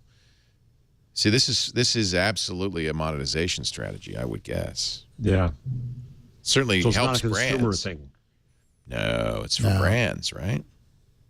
It's monetization and curation. And here is the timeline hosted on Twitter itself. Huh. Well, wait a minute. It says make your own. Maybe you can do it. Learn how to make your own. Yeah, you can. It's in TweetDeck. I have it in TweetDeck right now. TweetDeck. Yeah. So you have to use TweetDeck. Yeah, but right. For now, it's just TweetDeck. But you do have to drag and drop individual tweets. It's the API that you have to apply for beta access. That's in beta that you have to apply for access to, which I think they've given their partners access to. Probably people who are already curating Twitter streams, or I mean, you've all seen TV shows and Q&As where people, there's somebody there picking out the best tweets, and this is just a tool for them to use versus Storify. I like it though. I think you could see a lot more brands using this kind of thing, right? I think this is. I would like to use it. Wouldn't it be fun to use this during our shows? It's kind of like a curated chat room. Yeah, I mean, and the only thing is you need somebody doing the curation. You need somebody doing it. But yeah, I mean, there have definitely been times when things have happened on Twitter, and I'm like, oh, I want to remember that, or I want to group this group of tweets together and remember this thing that happened, and I've used Storify for that. But to have it built into TweetDeck, Chad, you don't have enough to do. You can do that too now. You can do that, right? Yeah, he's like a octopus, 8 arms. That's what I was saying. He's got time. Hey, let's take a break. Changelog coming up. What's new at Google? We'll find out. But first, a word from LegalZoom.com. LegalZoom. Oh, I love them. They're not a law firm. They help you do legal work with a guided online site that makes it very straightforward. You get self-help services at your specific direction, but you can also speak to a legal plan attorney at a pre-negotiated flat rate to get your questions answered and get ongoing advice. Economy's picking up. We're seeing some heating up here. The longer you wait, the longer you delay your potential success. It's time to start your business. But don't do it without the protections available to you through LegalZoom.com. You can incorporate your business or form an LLC at LegalZoom.com, just $99 plus the state filing fees. That is a great deal, $99. Their online process guides you step by step. You get total customer support. Couldn't be any easier. You'll also save time and money on wills, on trusts, on trademarks. And if something comes up, you go, I'd like to ask a question of an attorney. They have attorneys in almost every state, pre-negotiated fees, very affordable. We're not talking hundreds and hundreds of dollars an hour here. You can look at their profiles. You can look at their unedited reviews and figure out what's the right attorney for you. And you could say, oh, you know, what state should I incorporate in? What are the pros and cons of California versus Delaware? I want to do a will, but I want to write my daughter-in-law out. How do I do that? Things like that. LegalZoom.com. Self-help services at your specific direction, or talk to an attorney, but they're not a law firm. They just save you money. They don't cost like a law firm. Get an extra discount if you enter Twig in the referral box at checkout. You'll get $10 off.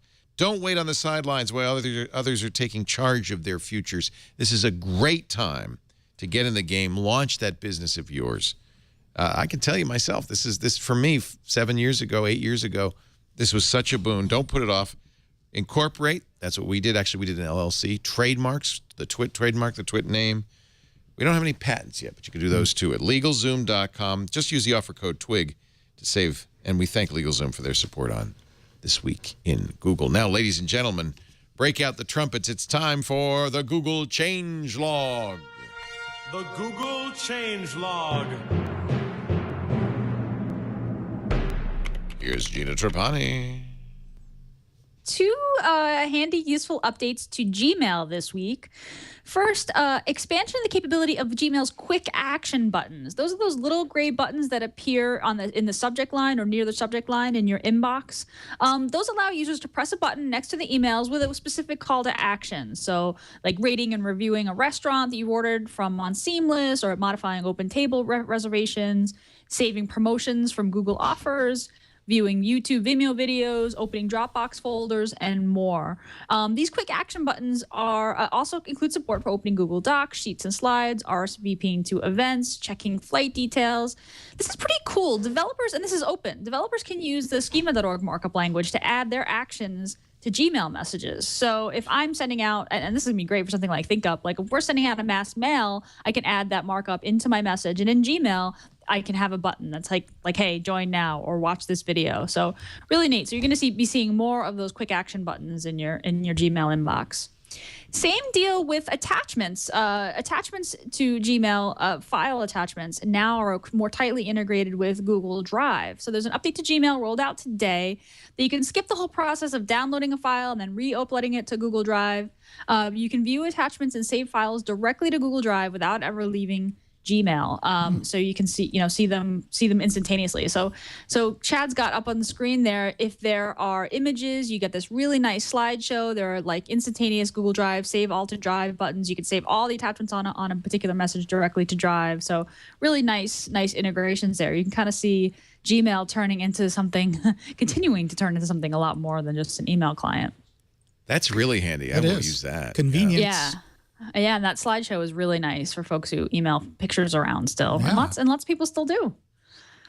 What else would you got? Oh, in Android, Google has updated the Google keyboard in the Play Store to the KitKat keyboard. And also Hangouts with SMS capabilities is also now available in the Play Store. Now, how do I get that? Can I force that?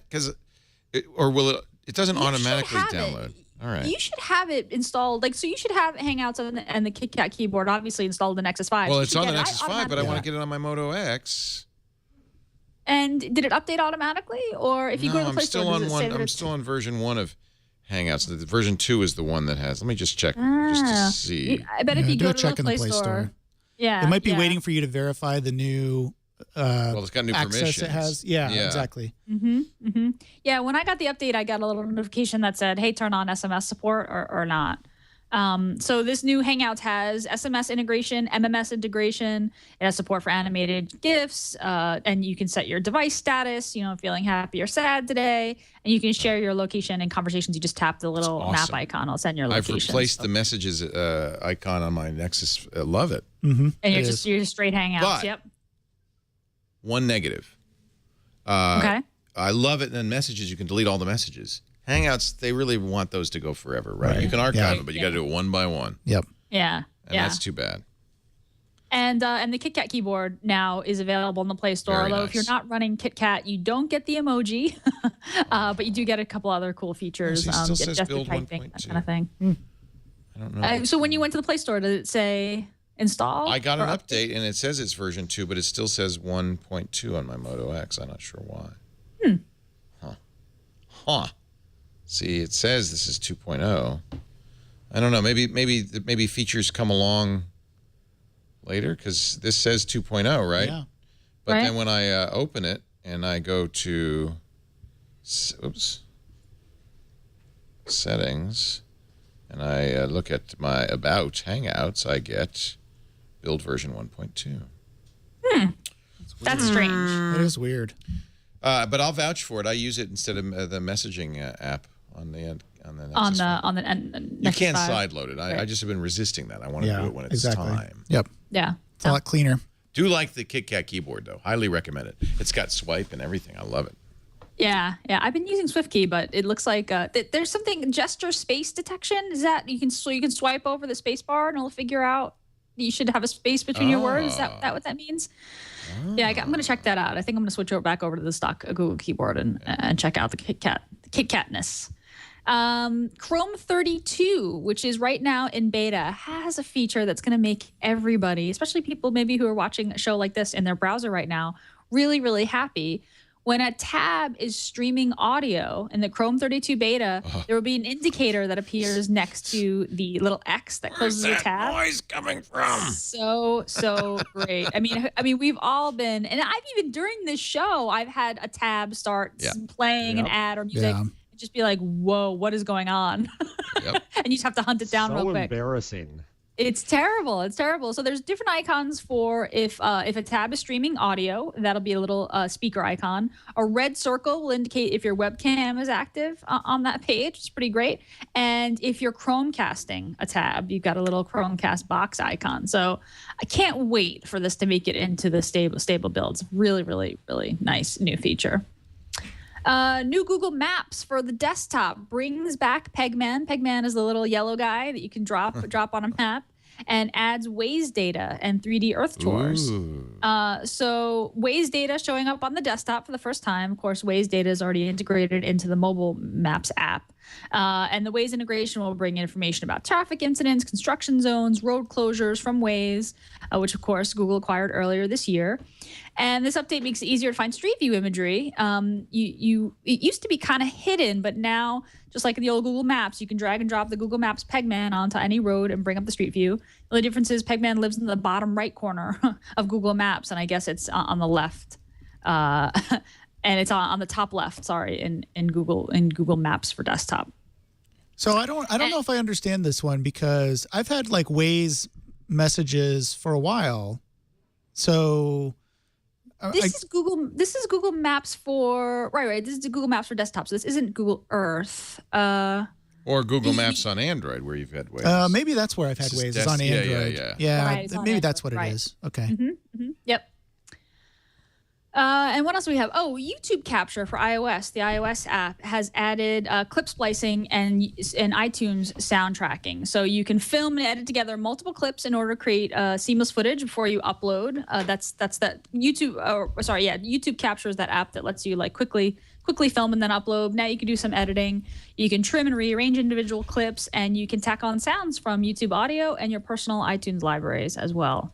That's for YouTube Capture for iOS. That's all I got. And that's the Google changelog. Thank you, Gina. Sure. Speaking of maps, after the Apple Map fiasco, I think everybody thought, oh, well, on iOS, everybody's just going to go to Google Maps. Turns out, no. While all the press, all the PR, all of us were saying, Apple Maps, loser. Apparently, Google lost 23 million users in the U.S. in the aftermath. People did use Apple Maps, despite what they might have heard, or maybe they didn't hear it. Fanboys will be fanboys. Yeah, it was a hit. Google had 81 million Google Maps users at its peak in September last year. It lost a quarter of them, more than a quarter of them. Wow. Wow. Yeah. Yeah. So now you know why they rushed out a copy of a version of Maps to replace that. And It's the power of the default. Yeah, it is. The tyranny of the default, as others have said. Yeah. Google Glass now has stereo. or soon, right? And earpieces. Yeah, earbuds. Yeah, the new Google Glass is getting those stereo earpieces, and Google's announcing music and all access. Now, if it has good sound, Glass. now that's starting to be more appealing to me. Mm-hmm. Yeah, so you can listen to music. You can say, "Hey Google, listen to the Beatles," or you can say, "Google, what song is this?" and it will tell you what song is playing. I still think they look kind of doofy. Yeah, I was just gonna say they look kind of jinky. I mean, look how like that picture of the lady. She's got it wrapped but back you know what? around I her can't hair. wear. I have the wacky ears. I cannot wear like Apple earbuds. They just fall right out. So I need that little thing, that little hoop. Yeah, I mean, if you're out running, or I mean, for me, I love to listen to music. I love all access. If there was a great podcast app in Glass, I would love that. Pocket Casts, please port to Glass. But being able to listen here, and those bone conducting speakers, good idea. Not great implementation. Not super good audio. Yeah. It never has been. That said, I'm not so thrilled about the idea of sticking those things in my head. But I guess if I've got glass on my head anyway, it doesn't get much worse. Just, you know what? Look wacky enough. It's the beginning. They're just going to slowly add accessories till you look like a Borg. It's just natural. But I mean, And wouldn't they're you going to put just something in your nose to check your vital signs. And just a matter. don't you have your phone with you though? I mean, why not just listen on your phone? Yeah. Like I don't Yeah, see. stream. I guess because you can Because skip it's not tracks and as see what's going cool. on because you don't have to look down to skip tracks, right? I don't know. You're not There wearing we glass. I can tell that. You Yeah, could I get don't in the believe- program now, by the way. The SDK, is the SDK out just yet?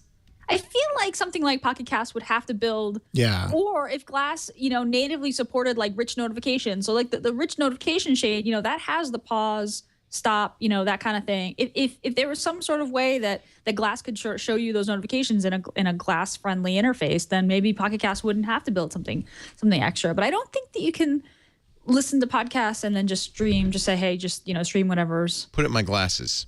Why wouldn't you Yeah. be able to do that though? Actually, no, you would, right? Because Yeah. anytime a phone call comes through, you're getting it's Bluetooth, right? Right. It's just Yeah, Bluetooth yeah. audio. They just have to make it whatever the higher rev Bluetooth. Right. is, And so you know. control it with your phone and listen to it Yeah. on your. Developers will get access to the Google Glass SDK later this month. They're going to have a 2-day hackathon in San Francisco. You have been able to use the Android SDK, I guess, in some respects, but there is now a GDK, a Glass Developers Kit, that will allow you to build apps that work offline and have direct access to the hardware. So no invites. Anybody invites yet? No. Some people got invites to a San Francisco event starting on the 19th. I'm waiting to get the notice that I can trade in my old glass for the new glass, which will allow me to put my glasses on the glass. Yeah. They do say now in the FAQ you can sell your glass, and we won't. They say we don't want you to, but you could, and we won't disable it. Just so you know. And that's for the Oh, that's developer. good. Yeah, that's for the Explorer. Explorer program. Yeah. By the way, you can now get in line for the Explorer program if you weren't one of the lucky few to get glass. If you did not get invited, because all the glass holes had 3 or 4 invites each. Right. If you couldn't get a glass hole to invite you, well, don't worry. You can now get in line. Everybody get in line. The Explorer program launched earlier this year. Google says it's designed for people who want to get involved early and help shape the future of glass. We're expanding the Explorer program little by little and experimenting with different ways to bring new explorers into the program. If you're a U.S. resident and interested in joining, sign up on this page and we'll let you know if a spot opens up. While we'd like to invite everyone, we can't guarantee invites right now. But this is a new way to get glass. It's still $1,500. Yeah. Just a word of warning.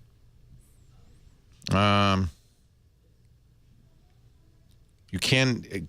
What is XE11? Glass XE11. Is that an update? Yeah, that's an update. That's Okay. their. That's their. That's their the version of calendar, Browser, get actually. directions, that kind of thing. Mm-hmm. Yep. And Google Music. So have you got it yet? I haven't gotten it yet. Okay. But people are getting it? soon? Yes, it is rolling out. Mm-hmm. Wired calls it a sad, desperate plea for coolness. Wired, really. Yes. Wow. Nice. Wow. It's sad. It's desperate. I don't think that's fair at all. No, it's not. This is silly. I dropped that in there because I just thought it was. I thought Wired was trolling. That's trolling. It is. Wired doesn't usually do that kind of thing. It's a little disappointing. Why have they been doing a little more lately? Have they? Kind of trolling lately. Yeah. Ever since Evan Hansen Another left. example. Netflix and YouTube rule online video. Hulu and Amazon, not so much. This is traffic results from Sandvine. I think they seem fairly reliable in terms of what's going on. According to Sandvine's latest Global Internet Phenomena report, video streams from Google and Netflix make up more than, YouTube and Netflix make up more than half of all residential North American downstream traffic in the month of September. Hulu and Amazon together, 3%. Let's not forget BitTorrent in that. BitTorrent's number one as well. BitTorrent's number one with 36.35%. Wow, that's got to irk. That's upstream. Yeah. So what's the difference in upstream and downstream? Downloading versus upstream uploading. Sharing. Well, no, I understand. Okay, that was a dumb question. But does BitTorrent even show up on downstream? No. Oh, yeah, there it is. 4% of downstream, 36% of upstream. Does that mean that everybody's seeding, but nobody's downloading? That's what it looks like. That's but no, bizarre. it makes sense because you would never of upstream. Right. Well, you would never seed a Netflix movie. No, I understand why Netflix isn't on the list at all. Right. Oh, actually, it is 4.44. Yeah, Why is any Netflix on the list? Is that user data going back Must to be. Netflix? Anyway, let's forget downstream. Take that left column off and talk about, upstream. Let's just look at, zoom in on, forget aggregate. Zoom in on downstream. Netflix, 31% of all traffic in North America. YouTube, 18% of all traffic. The web, 9%. It's beaten the web. iTunes, 3%. Amazon Video, scant 1.61%. Hulu, 1.29%. I'm kind of surprised. I watch a lot of Amazon Video. I'd like to, but their interfaces and things are so jinky it never works for me. Kind of hard to get to. It is. It's not like Netflix. They need to make it easier to use. So easy. You're right. There's a lot of stuff I want to watch. I mean, I'm a Prime subscriber, so there's a lot of stuff that I'd like to watch on Amazon. It just doesn't. Right. It's not easy. I've got on my Google TV, I've got an app, and it won't sync, so it won't let me watch anything. And I guess that actually tells you something, that it's ease, really. That is. I mean, YouTube is very easy, too. Right. And YouTube's on computers, I'm sure, mostly on computers, but still. I don't understand why companies don't jump on this. Like, make it easy to use. I mean, I think Netflix has even proven this out for a large degree. I mean, they don't have the best content on there. They don't have recent releases of movies and things anymore. So it's like, they don't have the best content, but everybody watches it. Obviously, but based on this statistic, everybody's using it. Why? You can hit one button, you go in, you've got your stuff, it starts playing, you do a search, you hit play, it goes. That's all you have to do. What amazes me is that all of these people who watch Netflix pay Netflix $8 a month. Think about that. Like, these are all paying customers on top of their broadband provider, right? Like, YouTube is free, and Netflix still beat YouTube. Almost twice as much. And part of it is just great product design. You can watch Netflix on anything, but think about the uphill battle that is to get people to subscribe for $8 a month. That's a huge accomplishment for Netflix. I agree. Yep. I agree. Yep. If you talk mobile, YouTube's number one in mobile, 17.69, then Facebook, then the web. Google Market, which I guess is the Play Store and other stuff, 6%, then Pandora, 5%, then Netflix on mobile, 5%, Instagram, 3.53%. Netflix, for the first time, a source of traffic in Europe. It's not huge, but it's 3.45%. Of all downstream traffic in Europe, even though you still can't get it in Germany or France. They just launched in the UK and Ireland in 2012, Scandinavia, and Netherlands in September. So that's good. I mean, Netflix is on a roll. Yep. Netflix is on a roll. Consider that it could have been near death. Isn't that amazing? I never gave up. Yep. Have you guys used? Oh, go ahead. What was the name of that other product that they went to ship? Oh, I forget what the name of it was. And then they just pulled it back because everyone thought that was a terrible idea when they separated out the businesses. So, people were really bashing Reed Hastings, who I think is one of the smartest guys out there, because they basically wanted to increase your cost of Netflix by a significant amount. If you watch just streaming, it was $8, but if you also got DVDs, instead of, I used to get streaming and DVDs together. They were going to separate those out, and you would end up almost doubling your Netflix bill if you wanted to continue to watch DVDs. But it's pretty clear to me what Reed was trying to do is get you off the DVDs. Yeah. And it worked. I'm trying to remember the name. I can't remember what the name is. Yeah, he had to apologize. Quickster. That's what it was. Yes, and remember, it was like, oh no, don't screw this up, Netflix, don't screw this up, and they didn't. They totally recovered. Yeah. Yeah. Anyway, No. sorry, Hard to do. Aaron, I didn't mean to cut you off. No, go ahead. I was just going to say, have you tried the Redbox instant streaming? Anybody? No. I mean, they have it. So it's interesting. It's somewhat compelling in that, Redbox is everywhere. So they kind of combine these two things about the go get your DVD or watch it online, or you search for a DVD. It's not available to stream, but it says, hey, but we've got it at Redbox down the road from you. You can just go pick it up right now. Really? That's compelling, huh? I think it is. I mean, the thing that they have is they have that presence that Blockbuster used to have. And now it's Redbox that has it. Netflix doesn't have that.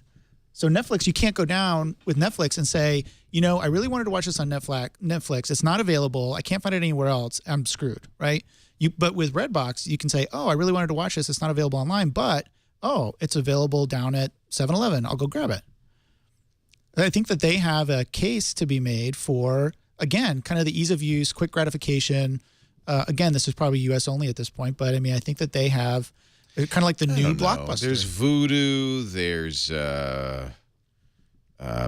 Blockbuster has online. They streaming, have online right? still, but There's always a line at the Redbox at my local grocery Really? store. Yeah, me too. Always. It amazes me because it wouldn't occur to me. But yeah, there's always a line there.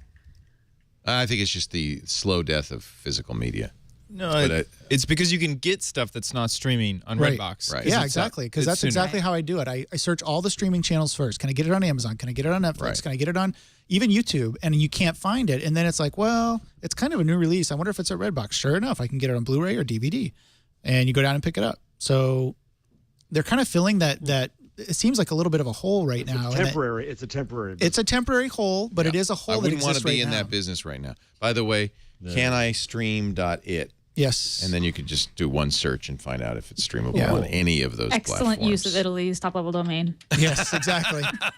Exactly. Including Redbox Instant. Yep, I use them a lot.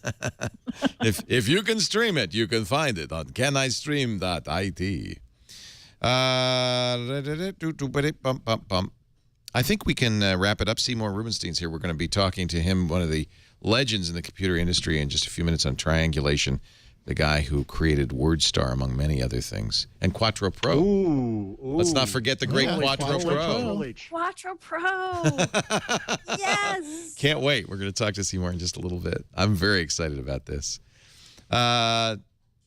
T-Mobile adds 1 million new customers in the third quarter. Yes, not surprised. That international plan, among other things, but I think also the success of the Uncarrier, the success of their Uncarrier is BYOD. It's showing that people really want this. Yep.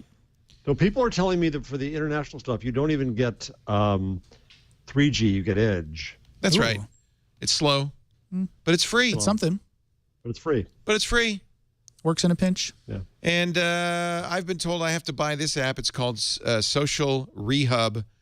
Every time I swear, I have to put money. My tweet on this was that I would be effing bankrupt.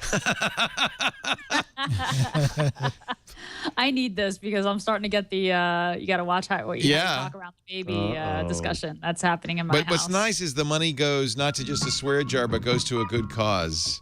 So you're swearing for a good cause. You know how some people at your work have annoying habits. Take Sam, for example. He swears every time things don't work out. Or Barbara, who blows big bubble gum bubbles all day. Or Bob, who's biting his fingernails to the bone. Don't you wish you could do something about it? And can you do that without causing them to bear a grudge against you? And is it even possible to ever make them control these bad habits? Yes, yes, and yes! There is a fun way to deal with other people's bad habits in an easygoing, friendly manner, and you also get to make the world a little better. Meet Social Rehub, the mobile app that lets you choose your unfavorable habit and your favorite Plus, it says something cause, about blasphemy, and play with your friends. Well, it depends what your habit is. So I want one that will automatically listen when TV people use the word actually. Oh, I hate that. Buzz them. Hate that word. So it's Yeah. kind of like the new Amazing. swear jar. It's a swear jar, but it goes Yeah. to a good cause. Yeah. Which is not. I mean, you get to choose When I a worked charity. at Delphi back in the day, we had to put money in if we said paradigm shift. And rightly so. All right, we're going to take a break, a little shift in the action, and get your tip and your number and your tool of the week and Aaron's thing. I guess That's we have right. a name for it. It's Aaron's thing. How's the install going? It's done. That's my thing. So All after right, we so get we'll done with see, the ad, we'll see what happened to see what Aaron's happens. See if I brick Galaxy my phone. S4. Is it bricked? Let's see. But first, a word from Shutterstock.com with over, well, it's more than 28 million now. In fact, I like it's one of the games I play. I go to Shutterstock.com and say, how many images are on Shutterstock right now? And the total is 30,978,463 royalty-free images. That's because they add so many images all the time. 193,953 new images this week alone. Shutterstock is a great place to find royalty-free stock photos, illustrations, vectors, and videos as well. They have subscriptions, images on demand. You can buy packages. But the best part of all is absolutely free. You can create a Shutterstock.com account and then start searching for great images on Shutterstock. Let's see. In honor of your, let's search for robots in honor of your upgrade. And when you search, of course, for robots, you can also qualify it with an adjective. So I can make sad robots. I can make happy robots. There's a sad. That's a very sad robot. It is. His heart has been broken. Here's a robot just doesn't know what to do with himself. Here's a robot that you could fill in the caption. Well, wait a minute. Let's do a happy robot. That's sad to do sad robots. These are happy robots. You see, with 30 million plus images, it's no trouble finding anything you need at Shutterstock.com. Now, you can save these images once you've created that free account to a little light box, and you can keep it for later or share it with friends. There's a happy robot has found a new hat. It's a tin pot. Anyway, I love Shutterstock. Take a look at their iPad app. It's a Webby Award winner, just a fabulous place. And if you decide you do want to create a membership, or we have a 25 image a day subscription, very good for publications. You can easily do that and save 25% off on your new account. Just use our offer code TWIG1113 on your image pack or your subscription. TWIG1113 for November 2013, and you'll save 25% off any package at Shutterstock.com. Truly a global business. They have offices everywhere. Look at the languages: Czech, German, Spanish, Italian, Dutch, Polish. I don't know even what Swami is. Turkish, some other language I don't know. It looks like Farsi, Chinese, Japanese, Korean, Danish, French, Magyar, Norsk, all over the world. Shutterstock.com. Give them a try today. You're going to love them. Now it's time for Gina Trapani, her tip of the week. Gina? You feel silly saying "Okay Google" all the time? Yes. Google will actually respond to a couple of other names. Oh. OK Glass works, even if you're talking to your phone. OK Android works. And OK Jarvis works. What? Because, What? yeah, OK Jarvis totally works. Try it out, Leo. No way. Come on. Totally. Okay, Jarvis. It does work. I heard it. Okay, Jarvis.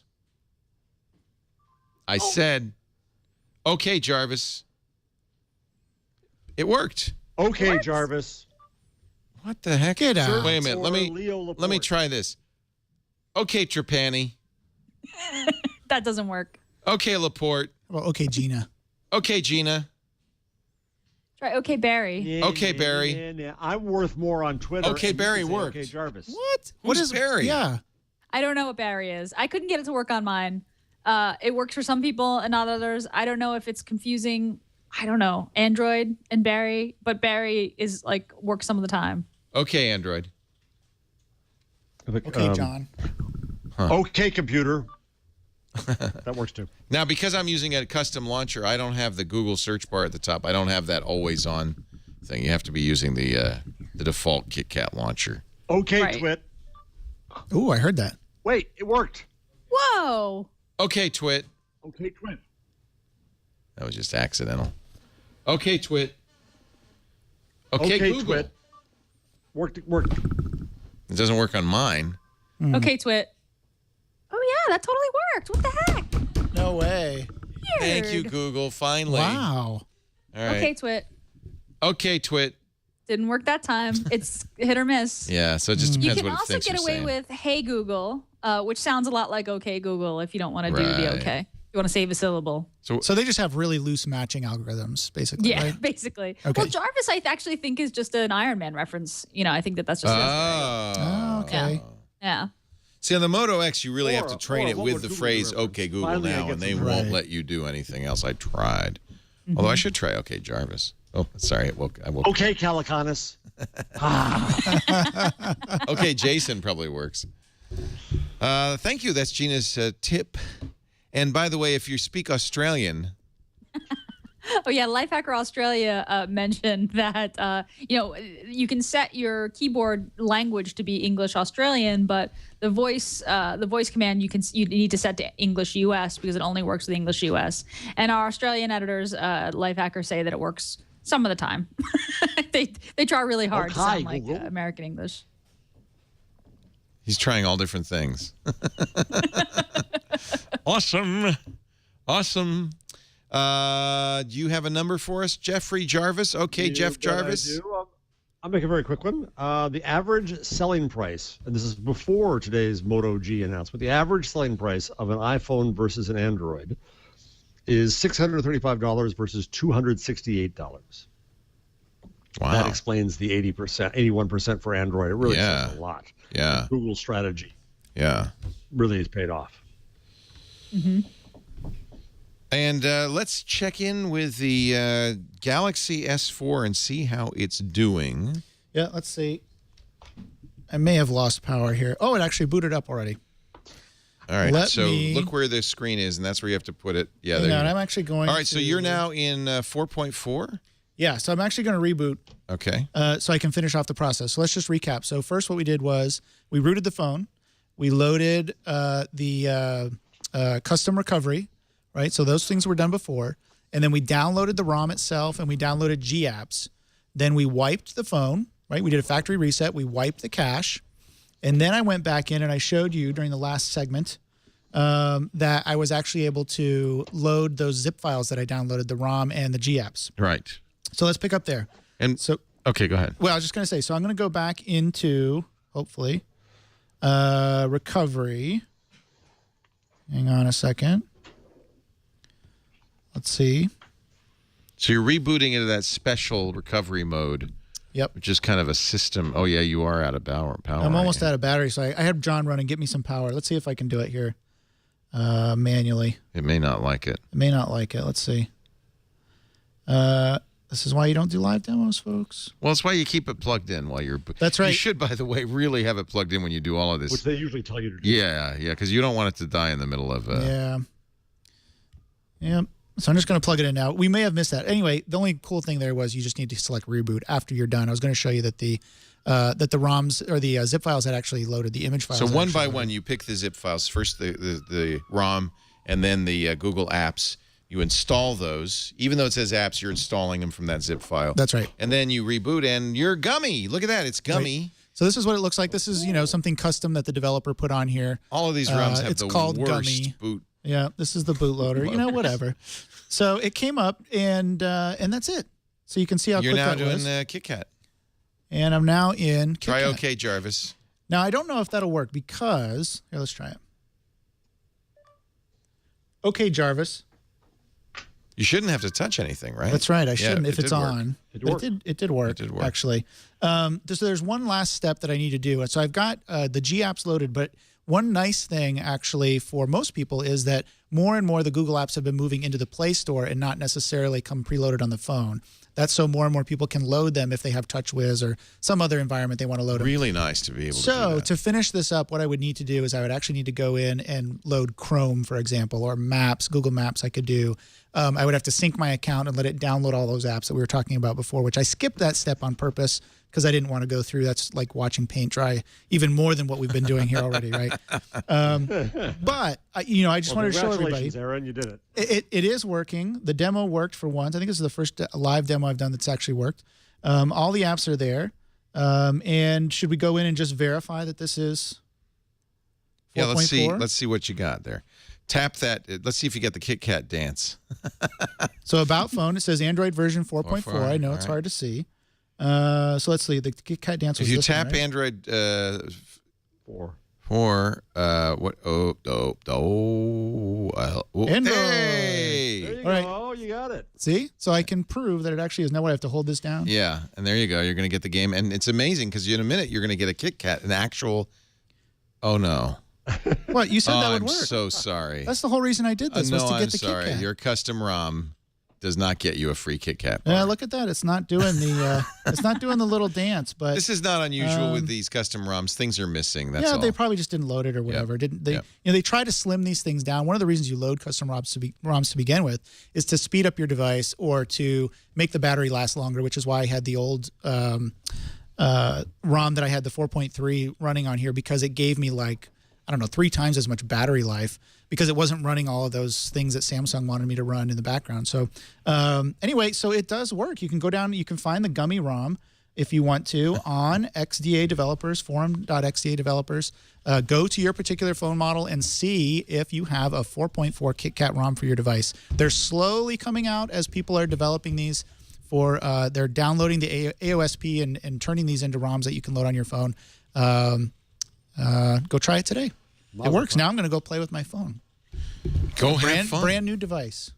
I want to show you, because we were talking about the dissatisfying experience with the wireless charging. Gina and I had both had with our Nexus 4s and that stupid thing that the nub that Google was selling.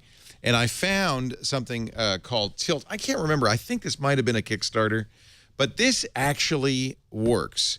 They make other things as well, but they make the View wireless charger at tylt.com. It's not cheap. I think it's was it $70, $80? It wasn't cheap, but boy, does it work great because it's a stand.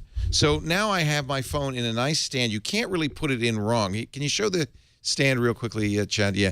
So it'll actually even charge the phone sideways as well as in portrait mode, and it does a great job. Because it just seems to work all the time. There is a little LED on the bottom. It'll tell you, it'll light red if it's not charging. But look at that. I have a nice angle for viewing the phone, and it is charging. There's a little bit of heat. It's warm, so that's one of the problems with wireless charging. Induction-based charging is not completely efficient, so some heat gets dissipated. But I love this. It comes in 4 different colors. I got 2. I got one for the Nexus 5, and I'm hoping the Nexus 7 will charge on this one. They claim it charges as fast as a plug-in charger. Wow. And it will work with all Qi phones and backdoors from any manufacturer. So I'm guessing it will work all right. They say there's no need for perfect alignment, which was one of the problems that you and I had, Gina. Yeah, yeah. So hard. Neat. What is it, $70? All right, there you go. Is that because inside the phone, the conductive material is spread across the back of the phone? Is that why you can put it in there any way you want? Well, you know, I don't know. You're asking. Seems like it must be, right? Yeah, I love it that I can run it sideways so I can play Plants vs. Zombies as well as... exactly. You don't have to worry about turning it sideways and all of a sudden you're out of juice. Yeah, right, exactly. Yeah. See, I should have let you have... Oh, the Galaxy S4 doesn't have it. It doesn't have it. Yeah, sorry. Nexus 5 does. Most Lumia phones do. Nexus 4 does. Nexus 7 does. And I kind of think it looks cool, too. Does have a proprietary charger. Don't lose the proprietary charger. It does not use USB, micro USB for the power cord. VU from TYLT. Have you reviewed that on BYB yet? Just got it today. You have to do a bake-off. Like, take 2 phones, plug one in, and then see which chargers. I will do that. Yeah. Because they claim it'll charge as fast as being plugged in. Right. Test it out and see. You know, I have a lot of tablet, you know, these flat Qi chargers, and it's just so hard to get it on there, right? But this, every time I put it on there, and the little thing lights up, and I know I'm charging. Awesome. Yeah. So there you go, your Qi charger. That is it for this show. I want to thank you all for being here. We do This Week in Google every Wednesday afternoon at 1 p.m. Pacific, 4 p.m. Eastern Time, 2100 UTC with this lady right here, Gina Trapani. She's also the host of All About Android and in beta on the 5x5 network. Let's give that a little plug. Yeah, thank you. Yeah, and of course, thinkup.com if you want to get involved. Only 3 more days. 3 more days. Get in there. Farhad Manju's favorite to-do text. Yes. Yes. Yes. Farhad loves it. Maybe he'll write about it, and you'll be Actually, famous. Yes, maybe. We're actually hiring at ThinkUp too. So if you're interested in working on a little open source with me for the next couple of months, go to blog.thinkup.com. We've got What a great opportunity that would be. Yeah, definitely. Get to work with Gina Trapani. Jeff Jarvis is at buzzmachine.com. Smarterware.org is where Gina is. Jeff's also the author of Public Parts in bookstores today. Go get it immediately and learn how life in public can be so good for you. And thank you, Aaron Newcomb, for stopping by. Anytime. And Thanks, risking Aaron. his Galaxy S4. He is at NetApps. That's right. Anything you want to plug? You follow me on Google+. That's where I hang out most of the time. You can find me plus Aaron Newcomb, or I guess you can just type in Aaron Newcomb now. Plus.google.com, Aaron Newcomb should work. And let me know what you think. I talk about board games. I talk about making things. I talk about open source, Android. And of course, I host or co-host a number of the shows here on the Twit Network.